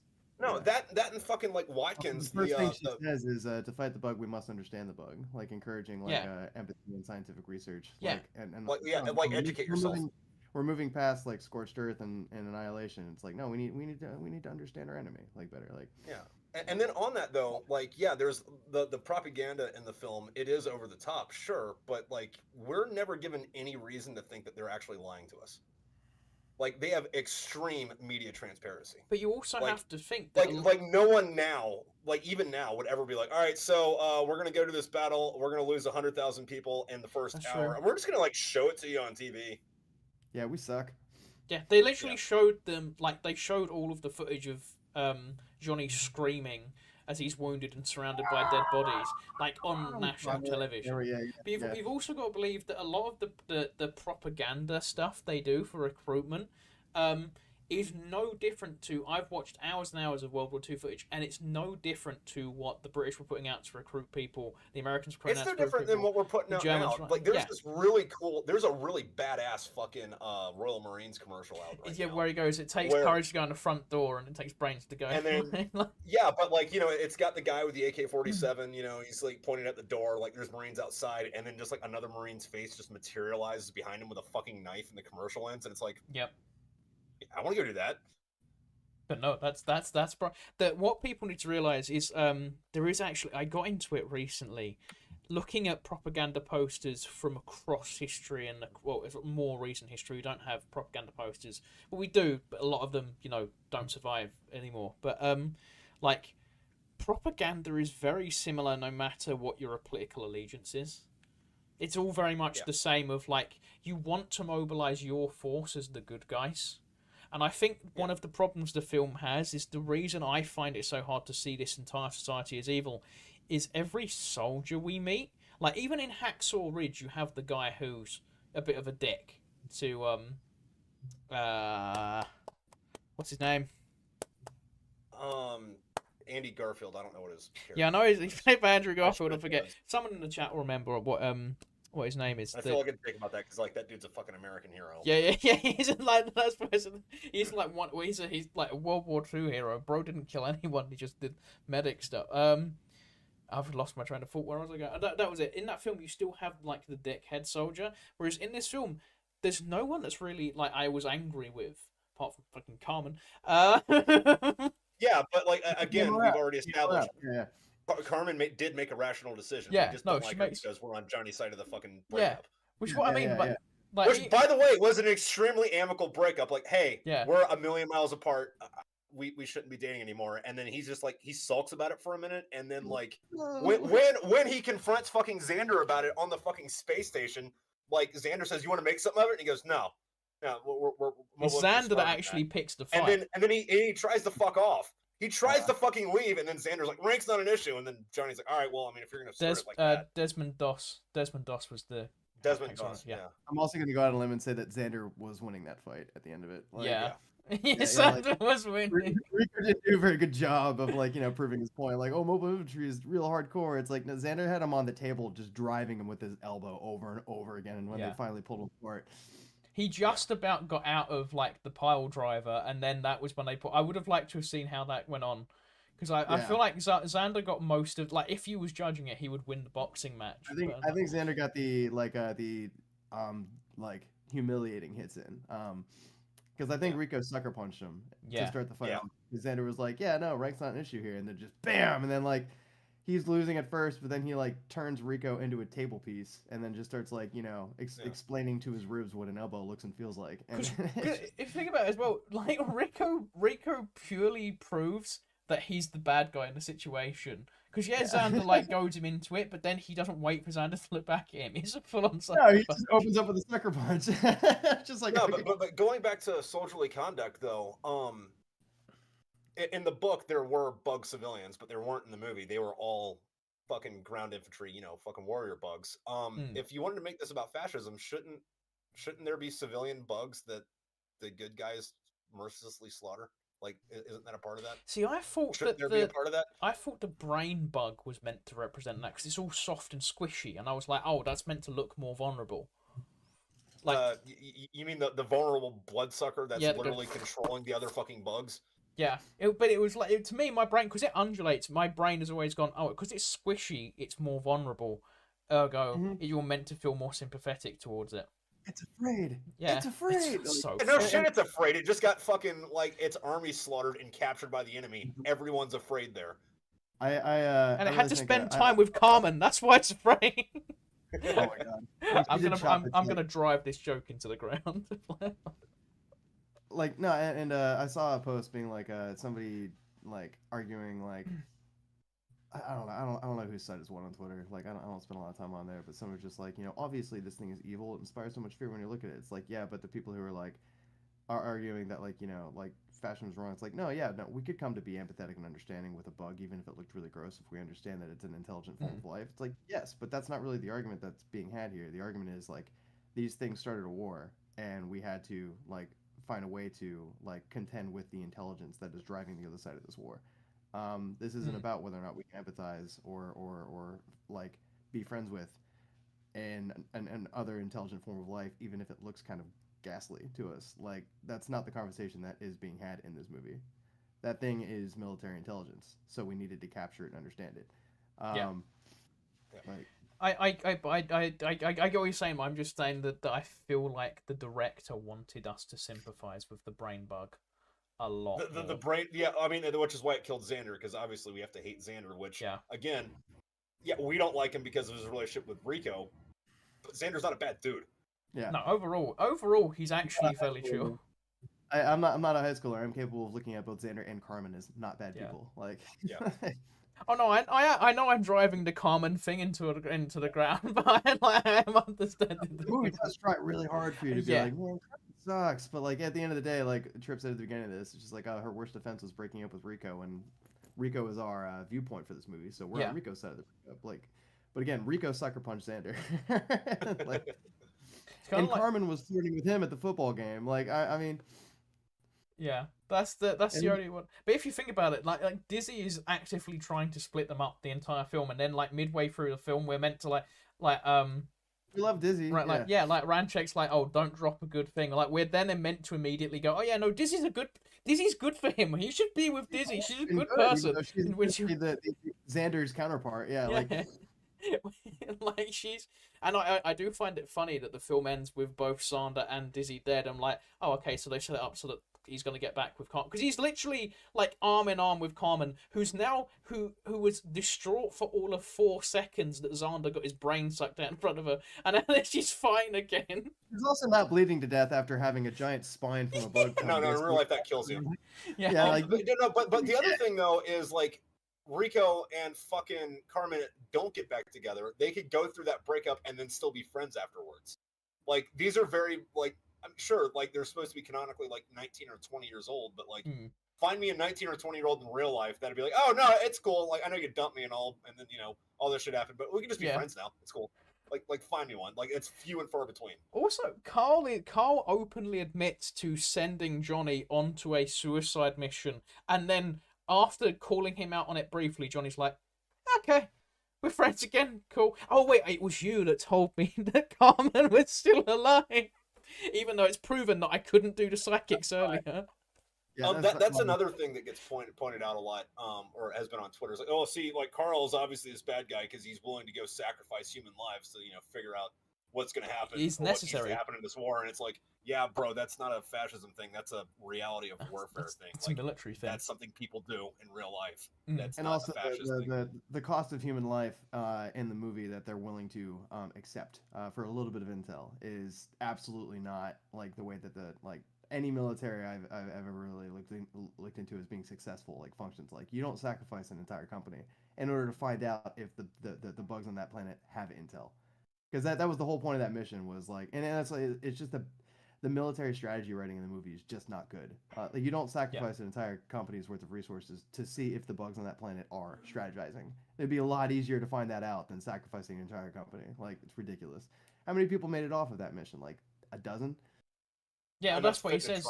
That they didn't even send fucking 2 dropships for. Yeah, they only get picked up in 1 dropship. Yeah, it's which crazy. Also is piloted by Carmen. By Carmen and Xander, yeah. It's like, so are you a shuttle pilot or are you a ship pilot? Because those are 2 different jobs. But all right. No. Well, I apparently, like, the way I just assumed was like, oh, she's volunteered to save the man she's actively not in love with, but then is meant to be in love with. No, she thought he was dead. Fucking, she didn't know he was back there until they were already off the ground. Oh, that's true. Yeah. A lot of my troopers are. So they genuinely, so the person who flies the ship and is the only one who can make sure it gets out of there in one piece goes down to the ground to save suicide dust off mission. Yeah. To save her ex-boyfriend. She believes that he's dead at this point. There's a lot. Yeah. There's a lot that doesn't make sense. It's not a very sound movie, military-wise. No. We do have some more. Dude, like, their weapons don't even have fucking sights on them. I don't know if you ever noticed that. No, they're just. Which the shoulder fire thing, like, sure, cheesy war movie, got it, but like, you could have put a fucking front sight post on the thing, man. No. They just auto sight. It's. They were clearly playing on console, and so they had auto aim engaged. Going through coins, we have P-Funk Poet. This is in reference to me saying that the Warhammer universe would be absolutely thrashed by Star Wars. It wouldn't know history. One Psyker beats one Sith. I disagree. And there are plenty more Psykers in here. I have a thing where anyone tells me that they like Warhammer, every single Warhammer person is obsessed with how Warhammer would beat everything else. So it's just my thing of immediately listing things that clearly wouldn't beat the Warhammer universe, but they'll all go to defend it. I don't think any of these sci-fi empires are beating the Imperial Daleks. The Imperial Daleks would. That actually brings me to one of my points. The asteroid is weak as the asteroid that wiped out the dinosaurs, right? Hit a tiny bit of Mexico, or like the Yucatan Peninsula, wipes out the entire all life on the planet over 10 kilograms. We get hit with an asteroid and it just knocks out Buenos Aires. That really, pardon the pun, that really bugged me. Like, really, I was like, how on earth has it just hit Buenos Aires? That should have wiped out the entire planet. Like, the size of the asteroid that hits. Well, the other thing, though, too... we don't know how much was left of it by the time it got through the atmosphere, right? Like, Yeah. but it Yeah, did seem true. like an awfully big chunk of rock when it took out the communications tower of the ship that they were on. Yeah. Yeah, which another thing, and I'm sure that this was an oversight when they made the movie, but like, if you know how shit works out in space, that asteroid was heading in a direction, and then it hit the ship hard enough to break the fucking communications So- tower off of it. That deflects things. That asteroid wasn't heading towards Earth.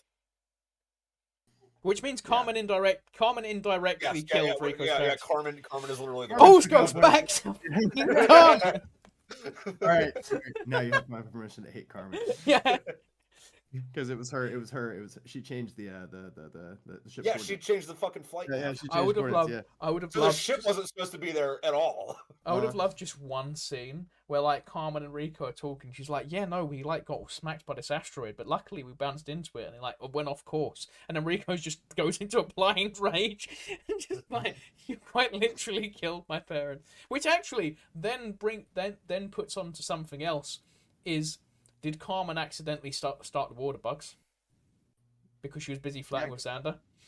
Yeah, I guess so. It's all Carmen's fault. We're just gonna see loads of clips later of me screaming it was Carmen's fault. We're at the 2 hour Guys, mark. I'm gonna have to stop here momentarily. Okay. Oh, that's All right. Well, I cool. guess Cool. it's a good time to wrap it up then. Yeah. Yeah, we're on the Do you want to? 2 hour 10 minute mark, and my dog is begging for attention. Do you don't have any socials you want to plug? Do you? Or you good? Just been. Okay, cool. Thank you for coming on, Chuck. And I got socials for him. He is the voice of Doc in the audiobooks for Smoked at Fairy Tales. So there you go. If you want more of Chuck, you can go listen to books 1 and 2. They're already out. I know there are some. I know. And I'm not gonna call him out and embarrass him, but I know there is definitely a hyper fan of Doc who was actually speaking to me about how much he loves Doc earlier. I'm not gonna call him out to embarrass him, but there is actually a big Doc fan in the chat right now. But yeah, thank you for coming on, and thank you. Let him wave, Chuck. You have fans. Yeah. Yeah. If you're a fan of Doc the character, I had nothing to do with that. That was all Tripp. I was bouncing ideas off Chuck when I was writing the fucking book. Don't let him lie to you. Yeah, okay. A lot of Hank and Doc's conversations are actually mine and his, even though That's Doc true. is That's true. Doc is a hybrid character, as with many of them. Combat Wombat goes, here we go, I was over on TikTok. Piffunk Pike says the Imperium would start a disease only infecting the Daleks and it would change every day and they can grow immunity or anything. Very true, not the Imperium. Whiskey Wombat says drop the sun twice. Here we go. Question: what is the best? Okay. What is I'm assuming this is an American. What is the best tasting crowns for the Marines? I'm a big fan of burnt sienna. Maybe what was that? What did you say the one called, like Cerulean? I was going to say Silurians are the lizard women in Doctor Who, but I definitely didn't have a thing for and didn't write fan fiction for. That's right. Nobody wants to bang green chicks. That's totally far-fetched. Nobody wants to do that. Who wants to bang lizard women? That's not a thing. That's not. It's definitely not in any of the books I'm currently writing. That's not. Yeah. What was fun? No, I'm not gonna. There was a conversation between me and Tripp. Actually, no. Tripp called out the entire writing community on his Instagram by being like, "And here we reached a part of the novel with the author's thinly veiled fetish." I was like, every book I see it in now. Like, if you read the Witcher books from Andrzej Sapkowski, it's so obvious he wants to bang wood nymphs. It's unreal. Every single time there's a wood nymph, they're naked and they want to bang. He's like, Whiskey Wombat says, "I work with Marines. They say red. It's a lie of elite government." Stephen Patrick, I see the British military adverts and I laugh. Why would I ever fight for this government? This people, sure, hell yeah, the people, but this government, yeah, you can F off. I agree with that. Yeah, we got down with a lot of Desmond Doss comments. You should watch a big country Roy Nelson KO compilation. Squishy is dangerous. Fair enough. Pumpkin Bear, my granddad fought in the USA military in World War II and was DR. Never got to meet him, but I got his war stories. I don't know what DR means. Do you mean doctor?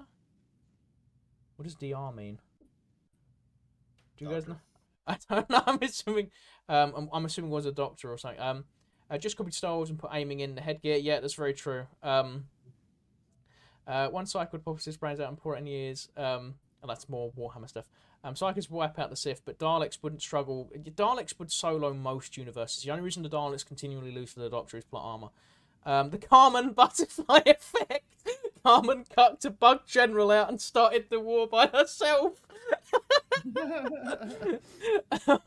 Top drawer satire, and can we take a moment to appreciate how lovely Denise Richards was? That was Carmen, wasn't it? Yeah. I have a really spicy take. Actually she's a model. She's a model. Like one of my first notes.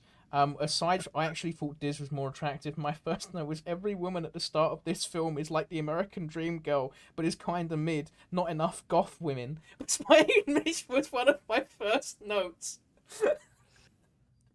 That's like almost verbatim. Actually, I've heard people when they're having the discourse about whether or not this movie was fascist. I guess the director Verhoeven at one point talked about how like above acting prowess, we want these people to just be so beautiful because that really shows the whole late fascist state prestige of we selected for everyone to be so damn pretty. We care more about that than acting. It's just like, okay, well, I mean, and that's why your movie has awful acting. That's why. That's your excuse for not having people who are that good at acting in your movie. Also, try to tell me Neil Patrick Harris isn't a great actor. You accidentally Neil Patrick Harris. He's the only one from that entire cast that I know has done other stuff. Like Denise Richards is on the Real Housewives now. We'll finish off now, and I'll read these last few comments, and then we will disappear. P Funk Pirate says, "I love Duck." Oh, he's admitting to it. Okay, he's admitting to it now. All right. He also says, "Does that mean that Tripp's fetish is tall green alien women?" Yes. That is the answer. Oh, Doc. That's not my only fetish. Yeah, that's not my only that's just up there. That is a fetish. I'm very open that my mythological crush is Medusa.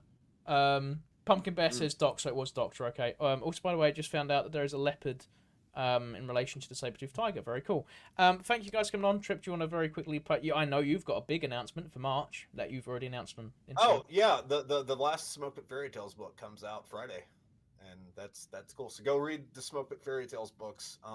There's giant robots in a couple of them. And we're about halfway done with recording book 3. Yeah. And the third audiobook's about halfway out. I do the way I'm doing the audiobook is to keep myself fucking accountable on it. Like I have a new I guess chapter of the audiobook that comes out every week, and it's a full thing. So I got different voice actors for all the different characters, their sound effects and music and all that fucking shit. They're fun. They're fun. They're real fun. Yeah. I think the second book on the YouTube channel, there's only I think 2 or maybe 3 chapters left on. And that'll be wrapped up, and then we'll be rolling into the third book after that.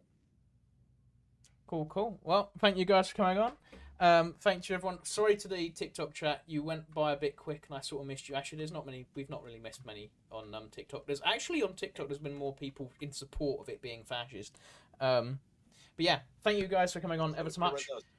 Hang on, I'm going to make sure that I'm on the right page because last time I did this and I forgot to press end live. Right. Thank you both so much for coming on. And to everyone watching at home, I hope you all enjoyed. Thank you all for watching. And I'll see you in the next one. And end stream. And live.